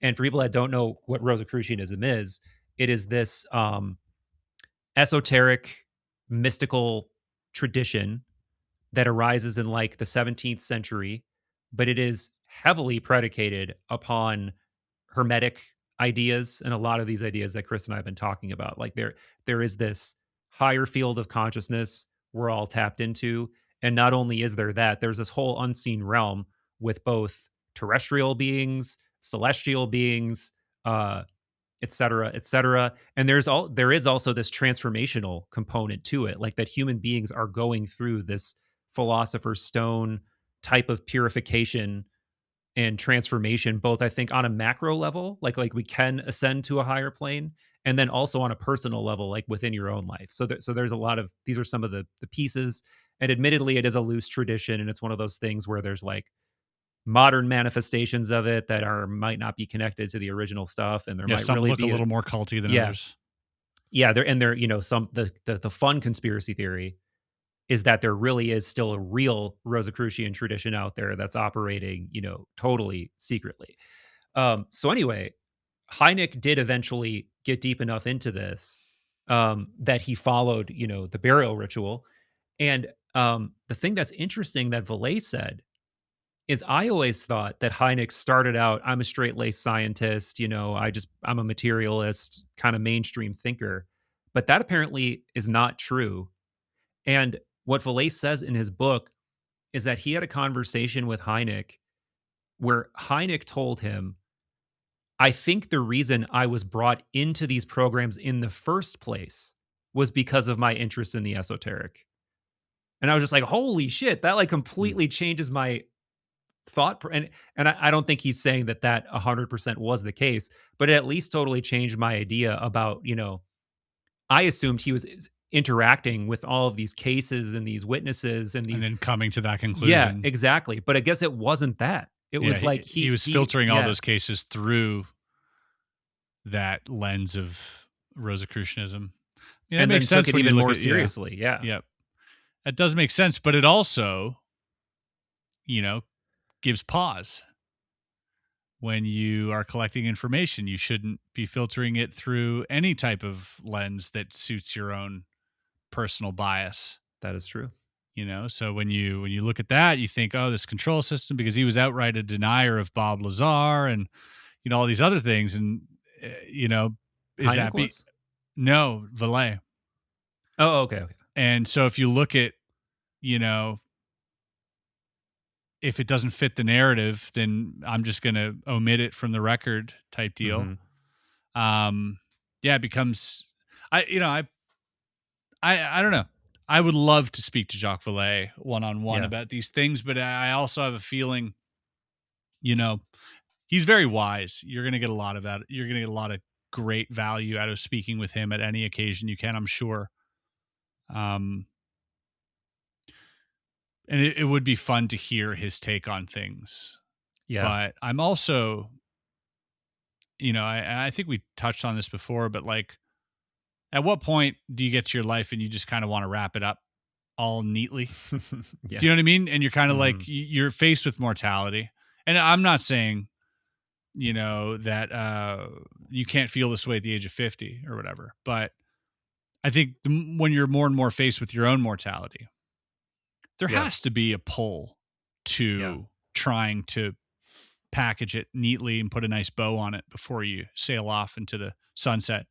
And I just don't know how ready I am to do that just yet. And which is why I like juggling and balancing so many different hypotheses at the same time. And so although the control system idea is neat and it packages everything up very perfectly, I'm not ready to accept that as being what we're dealing with just yet, or at least not solely. Yeah. Yeah. And that's actually one of the interesting things about Vallée is he sort of packages both of those two ideas together. Like he seems to be a proponent of the control system idea, but also is very openly interested in these spiritual things. And that actually is the thing that if I could ask him to explain the connective tissue between, I would love to hear, because that almost is like an example of when you hear some of these people who supposedly do have inside knowledge, like a McCaslin or like a Semivan or like a Lou Elizondo, whatever. And yeah, I know a lot of people, just by saying any number of those names, some people's buttholes clench or whatever. But whatever, like take your or open. Yeah, exactly. Take your preferred insider archon of the truth. They all do seem to say some version of, the spooky mental stuff is very real and very core to it. And then also the nuts and bolts is very important to it. And then for me, that's always like the piece of connective tissue I want to hear someone give a reasonable explanation for. And I think with Vallée, it's the same thing with the control system and his interest in the esoteric is like, I get that you seem to acknowledge in all of your books that there is this ancient, deep phenomenon and pattern that has been occurring all throughout human history that is interacting with us in mercurial ways and is spiritual, but it's not just spiritual, it's technological. Yeah. But then, okay, so now what about the control system? Is it like, is one thing downstream of the other? Because I don't think they're mutually exclusive. Like I think he believes that they're interacting, but I also don't think he would say that it's totally, you can terminate it in a super advanced technology and that's what it really is. And I also don't think he would go the fully spiritual direction because he is so deeply into technology and he is like, a computer scientist and like has patents in his work for DARPA and shit. So yeah, man, I would be that would be like the main thing I would want to try to wrap my mind around. Yeah, but maybe the evasiveness that he's shown in interviews in order, to pin him down on that very question. Maybe that's more of a signal of he doesn't want to say I don't know. Yeah, it could be. Yeah, and I would, he's almost one of those people where, yes, of course, I would love to have a filmed conversation with him, but I would almost rather like to have unfilmed conversations, so I can Sure. just like, get a more by Yeah, osmosis. he's a sage. He's like a Yeah, modern sage. He's the closest thing we have to like a UFO um shaman. Like he's yeah, yeah, that's who we have is a Jacques Vallée. He's the he also represents the entire he represents every facet of ufology. yeah. He does. He's kind of like a platonic UFO guy, where he like wants to talk about. Yeah, I'll talk about the math and the technicals and all the like Yeah, the size rational stuff, stuff, but I then mean I'll go everything. to the yeah. And he's Very been to probably more landing encounters and crash sites than any other human being on this yeah. earth, you know, That or at is true. least top 10, I'm sure, you know. Yeah. Yeah. I wonder what's going to end up happening with this, if anything, again. Like, it's so hard to understand how this could be a nothing burger. Like, if this is a nothing burger, then, like, where else do we have to go from here? Is this apparent lifting of the NDA stuff that just came Mm, out? Like, yeah. apparently now there's been, I don't think that's how NDAs work, by the way. I well, don't think you but, can, yeah, but I don't think you can blanket statement you're lifted from your NDAs. The amount of national security that's involved with uh, the reasoning behind the NDAs, I don't think can be easily just tossed aside yeah, like that. I don't think that that's how that works. I think that's probably more appealing to his constituents and people who in social media rather than in a practical sense. yeah, Because if you're like, oh, I can talk about my NDAs, all right, cool. So this secret base out in Syria that we made, there was a UFO over that, and you go, what secret base in Syria? Now Syria knows yeah, about the secret base. You can't release people of their NDAs that easily. This is preposterous. I don't understand how people don't see that. It's very simple that obviously there is national security implications with many of these things, maybe not all of them, and perhaps too much security on yeah. some, but you can't just blanket statement, throw everything out the window and be like, tell us everything, go ahead. Like Right. that's not their entire national security has been built on secrecy. They're not just gonna, give it up to tell a cool story. Yeah. And as usual, I'm speaking out of ignorance here. Like, I don't know what all the implications and nuance around this like waiving of the NDAs thing is. I would imagine it has to be waived in a controlled, safe way where initially it's all done in uh skiffs, and whatever. But Yeah. even Even then, if yeah. that is the case, then we should be hearing from the people that like to run their mouths, right? We should be hearing from the people like the Congress people who go into these skiffs and talk to these people and say, yeah, we're really getting stuff now. Like, it's really coming loose. Like, Yeah, but I mean, but it's going to take months, right? That's it's going to take time for that to happen. If that is the case where they're allowed to speak in a skiff, yeah, it's going to take a long time. And then also Congress members who do run their mouths about this stuff are probably going to be, told, hey, for everyone's security, please do not go on Twitter and talk about this. I mean, you know what I mean? Please do not try to get more followers using this story. I mean, so you can expect probably a doubling down of secrecy rather than, more of a transparency arise from this. Because if more people are involved in a national security secret, that means less people are talking. yeah, yeah. But with people like Vallée and Put Off and all these other people of that era being where they're at, my God, I hope somebody gets them in a room and lets them let loose. I mean, they Because probably already like have multiple times, is my guess. that to me really is one of the best, I often, anytime, especially I'm having the first conversation with somebody, like who's really interfaced with this question deeply, whether, it's like a Dolan or it's James Fox or whoever. I always, and I think I probably asked you the same question, the whole why now question of disclosure. I think that might be really one of the best why nows, is that you have so many people who are about to die that have not been able to like actually share all of the information that they have due to the fact that they've been within the military industrial complex for 45 years and they have 50 different NDAs from like 10 different sources or whatever, so they can't tell anybody everything they know. And if you can't get that information out of those people before they die, it's just going to be gone. And that's but calculate crazy. all the amount of people who have died with that information that have never come forward at all in any capacity because they were doing their job. So many more, thousands probably. Do you know what I mean? Like that's. I would say the lack of sense of patriotism as we move forward is what's going to have this thing break at the seams.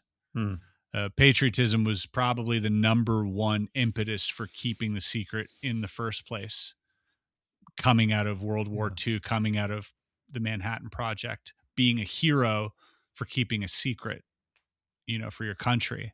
That mentality continued on through the decades to follow, the alleged crash retrievals. And so if anything, I think patriotism was the number one thing keeping everything at bay.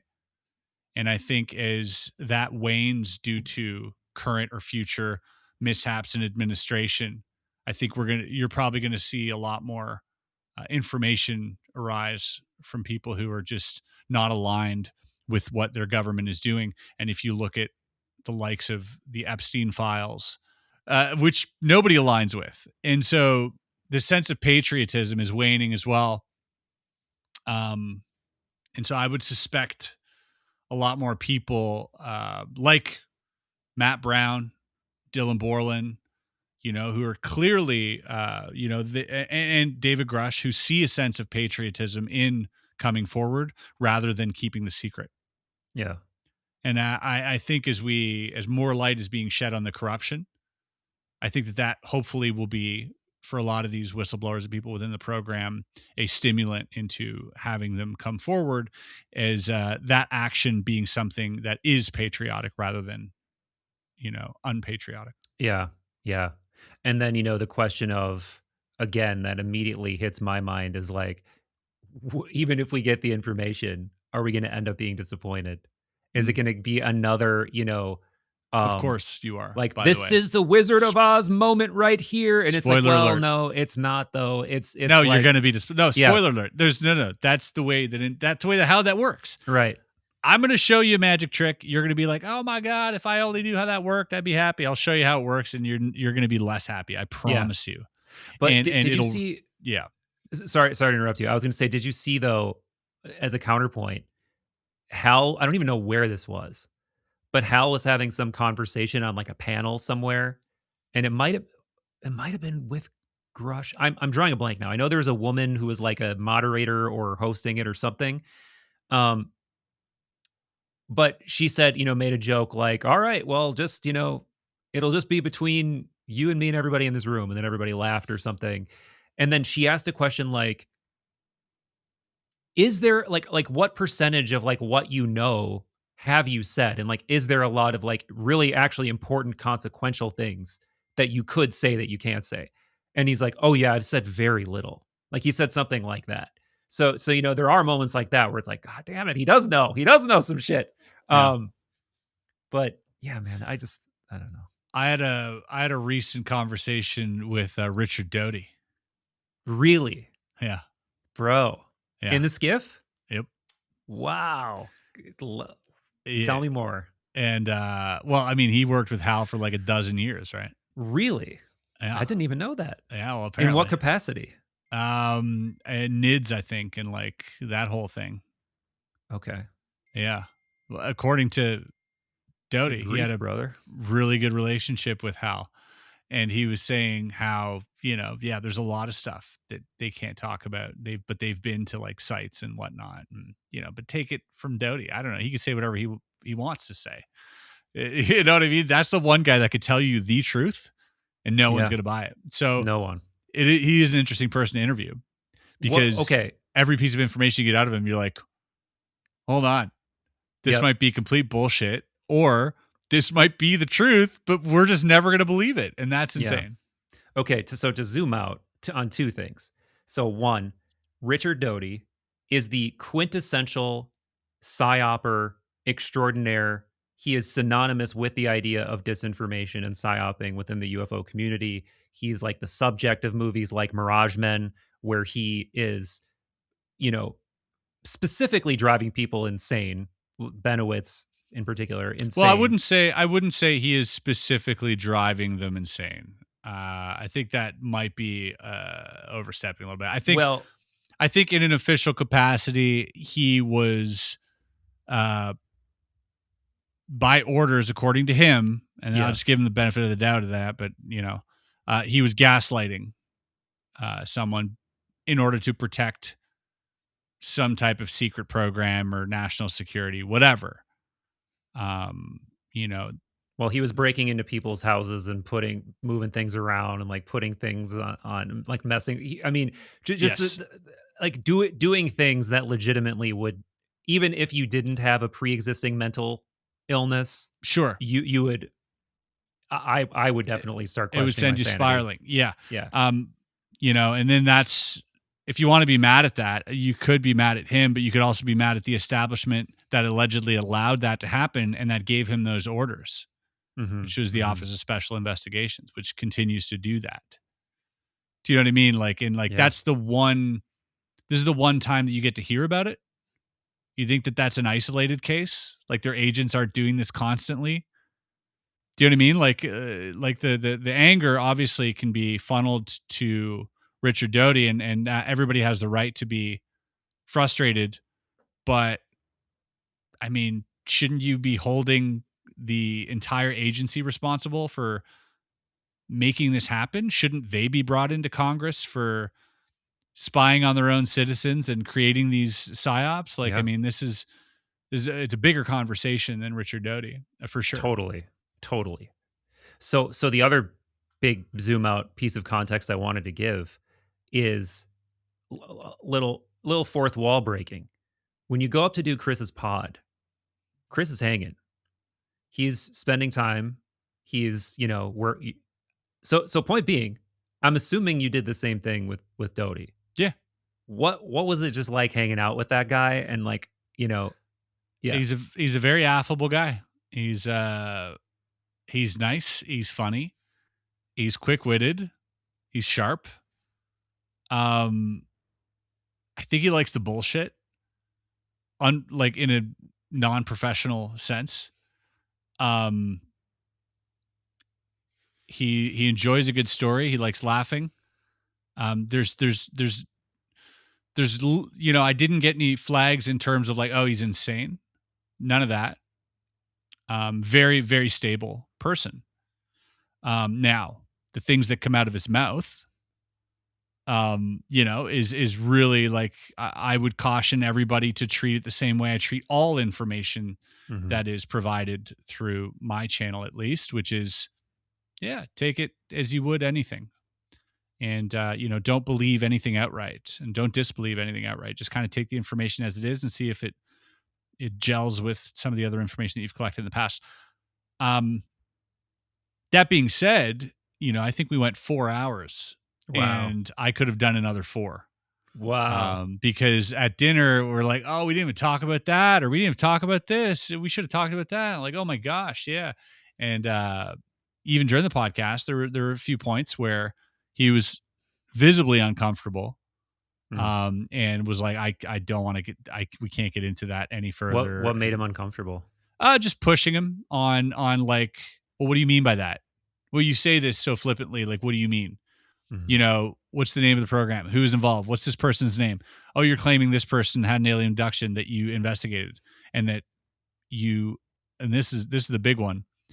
They allegedly a multi-agency thing, OSI, NSA, CIA, whatever. He wouldn't name the agencies. I named them. And I was like, these guys. And he's like, can't say.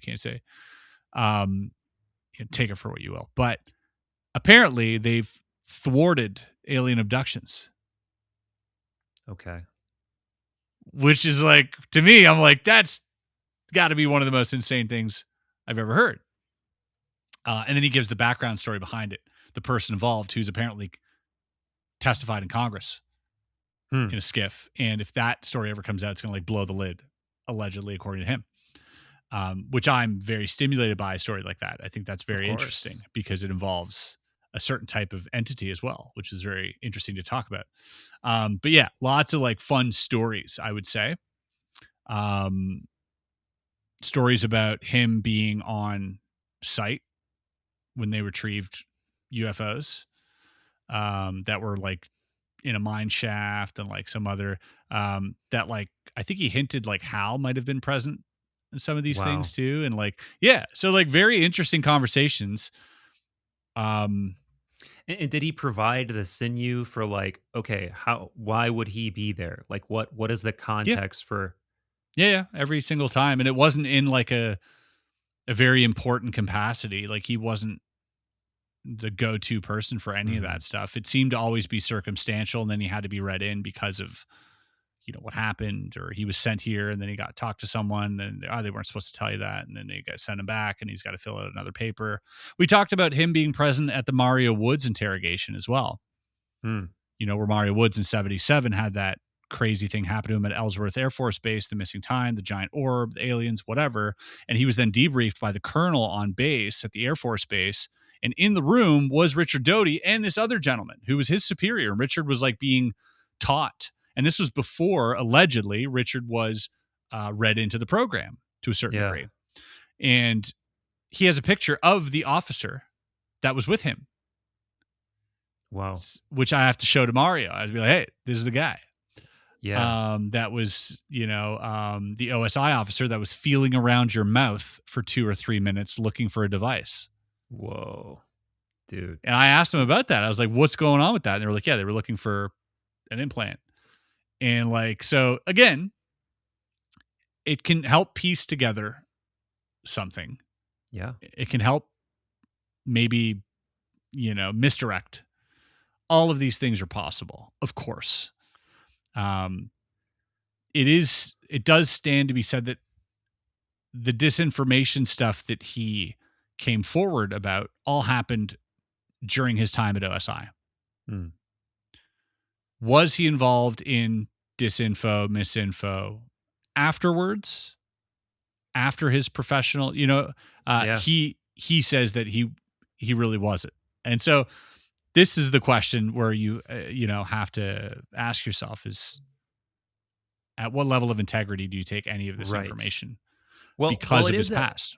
Well, it is at least plausible, right? That if you came to fame through one very small part of your career as like a counter intel OSI officer, and now everybody knows you for that, it's at least plausible that you were doing all kinds of other stuff as well. And that does not, like, that role does not give an accurate picture of everything you've done. So yeah, I mean, dude, I don't know. I mean, that of course, just throw this on the heap of all of the like other sense-making landmines, epistemological landmines that are in this whole conversation. He was involved in the whole Dulce Bates too thing, or no, wait, maybe just Benowitz was involved. I mean, in the Dulce yes, Bates. but like he was, you know, involved in disseminating disinformation to William Moore, to like, you know, a lot of the people within the UFO community. They were tasked to infiltrate the UFO community specifically, because, like he said, a lot of times experiencers, they would call places like New Fork or whatever prior to calling the authorities, or prior to calling the Air Force or the OSI. And so to be first at the scene, infiltrating into the MUFONs, the New Forks, the CUFOs, would be imperative if you were trying to control this narrative. And so, you know, I was like, follow-up question, is that what's happening with MUFON? He's like, oh, 100%. Wow. He's like, 100% these agencies are infiltrated. And, you know, I even say to myself, like, how could they not be? If you're an intelligence gathering agency and this stuff is potentially real, how could you willfully ignore being part of that community in good conscience if you're trying to protect national security? You would have to be infiltrated, right? So, you know, he says a lot of things that make a lot of sense, and a lot of good stories. I would say. Take them like you take anything, but one thing that I do enjoy on my channel is having people suspend their disbelief, getting to hear all sides of the story, and, you know, having these very interesting things to then ruminate in your mind. And I think in that sense, it's going to be one of the most interesting conversations that Yeah. people will hear. Because it does raise a lot of questions. Personally, what if what he's saying is true? Are we allowed to believe him now? Do we want to believe him? Does he even deserve to be listened to? Like, all these questions are going to be asked by the audience, but if you give it a chance and listen to it, you're going to be, if nothing else, thoroughly entertained. Yeah. You've got some banger guests coming up, man. You've had him, you've had Mossbridge. Who else you got coming? This week, actually tomorrow, Thomas Jane's coming in. Oh, cool. Yeah. Yeah, very cool. I met him at Contact. Yeah. Yeah, that's right. We also, Jason Quitt is going to be this episode this Friday. Yeah. That's going to be a good one. Yeah, he was fun to talk to as well. And then I traveled to Seattle and I talked to Jonathan Reed as well. So traveling. He must have been highly worth it for you to Jonathan Reed to break out of the skiff. Do you know? I don't honestly. I know the name. I don't know the story. You ever hear of the guy who bludgeoned an alien in the woods and filmed it? Oh shit. Okay. Yeah. I guess not. And then dragged his body into his freezer and then filmed it further. Oh yes. No, I think I have. Yes. Yeah. Wow. Spent like 3.5 hours talking to him as well. Did he show you a test tube filled with alien blood? Not really, but he did show me some interesting things, but I'll let the audience decide on that one. That one gets wild real quick. My conviction level, I would say on the initial account of him meeting an alien, slightly higher. Really? After talking to him, slightly higher. Initially low anyways, but slightly higher. Definitely not over 50%, but like just slightly above where it was. I think on everything that happened after, lower conviction. And so interesting conversation regardless to have with someone like that, where you get to posit these really strange ideas and then just kind of let it go and move on afterwards. I think is healthy. Isn't it funny that there's always aliens in the woods for some reason? Yeah. Like, what are they doing in there? They're just camping out. Yeah. You know what that does make me think of though is, have you ever seen that video of the shamans who are shown a picture of a gray alien and they're like speaking, I don't know if they're speaking Spanish or people or whatever. Yeah, and they're like, oh, they live underground or something. Yeah. Makes sense. It's fascinating. Yeah, I thought that was one of the cooler nuggets. I would love to have someone like that on the show. Yes. No, yeah, you and I were talking about you were saying you need to have more shamans on the show, and I agree. And I actually found, at least indigenous folk, First Nations people who have a deeper history with this stuff. Really, really a long history. Like we are to them, just like scratching the surface blindly, right? But at the same time, simultaneously being like, "Oh, we're so knowledgeable about this stuff," and they're looking at us, rolling their eyes, being like, dude, you have no idea what you're even like. You have no idea.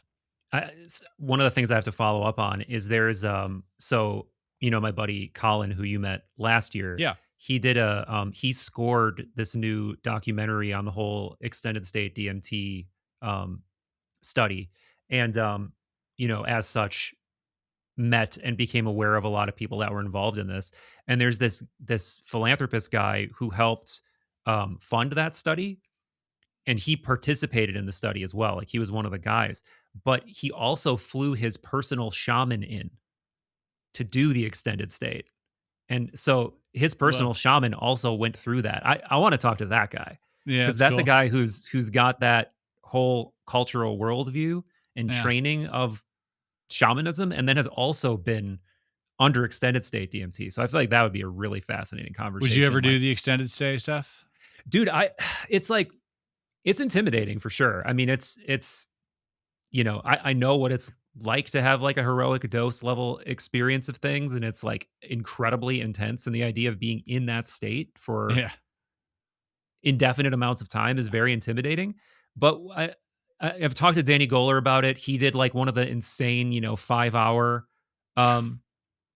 ones, and he said his experience was incredibly angelic and just immediate like catapulted into higher angelic realm type things, and he had all these experiments that he wanted to do of like doesn't that make being human just so dull? It seems like it would, bro. Right? Like why would you want that? I don't understand. I'm very happy having my mind blown by things that I can touch and see. Wouldn't it bring some sort of like existential perspective though that you could then bring back? I think that I've had experiences, right? Like with psychedelics.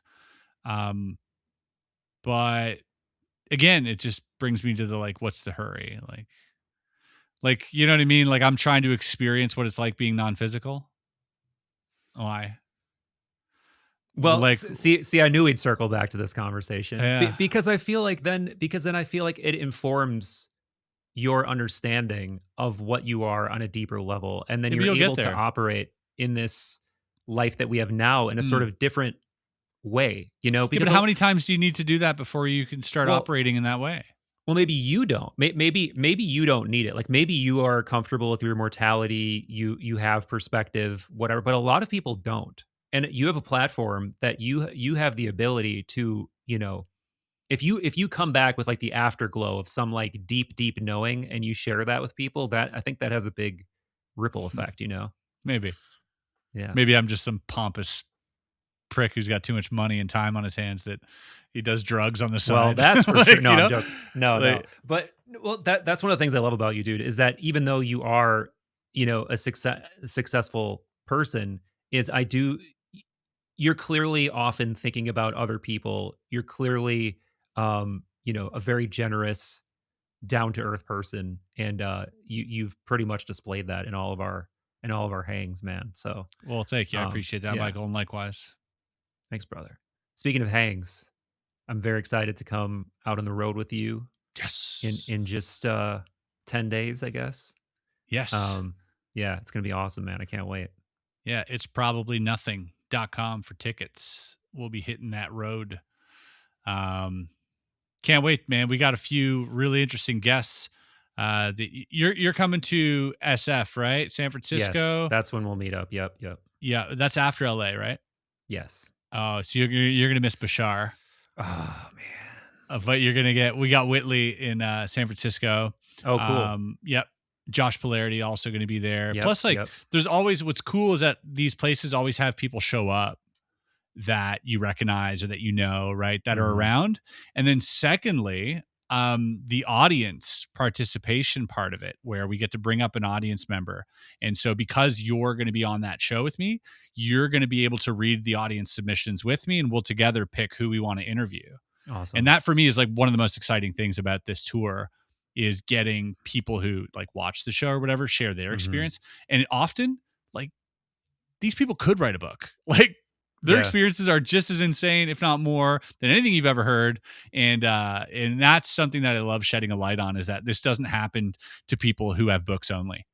This happens to the literally very normal people. I'm also really stoked that it's going to be at that Palace of Fine Arts, because that place, like every time I go to San Francisco, I go there. Like I have family out in San Fran, and that's one of the places I'm. Oh, cool. Are they going to come to the show? I haven't even talked to them yet, because this is all kind of. I'll get them tickets fairly quickly, but for sure we'll put them on the guest list. Tell them to come by. Cool. Yeah, I'll extend the invitation. But yeah, that place, for anybody that hasn't seen it, it's just like there's essentially these like Greco-Roman ruins in the middle of San Francisco that I think they built for like a World's Fair. And then they just like reconstructed it, or I don't even know how the fuck they moved it. But yeah, man, why don't we have World's Fairs anymore? Like those sound like the most cool, you know. So like, it's so cool. I think they still have them in I think Tokyo or Japan had one. Oh yeah, they just had one in like Osaka. I remember reading about that. Yeah, and then also I think Dubai has their own version of it as well, which is like very high tech. Yeah, you know. Yeah, I'm excited about that. Yeah, and I guess now it's more about like computers and robots, not like building megalithic structures and like shooting electricity through the air, like or like a tram style or something. Yeah, like a tram. We've got the tram. Yeah. Yeah. All right, brother. Always an absolute blast. Can't wait to hang with you on the road, and congrats on all of your continued success, of course. Thanks likewise, and thanks to your audience for listening.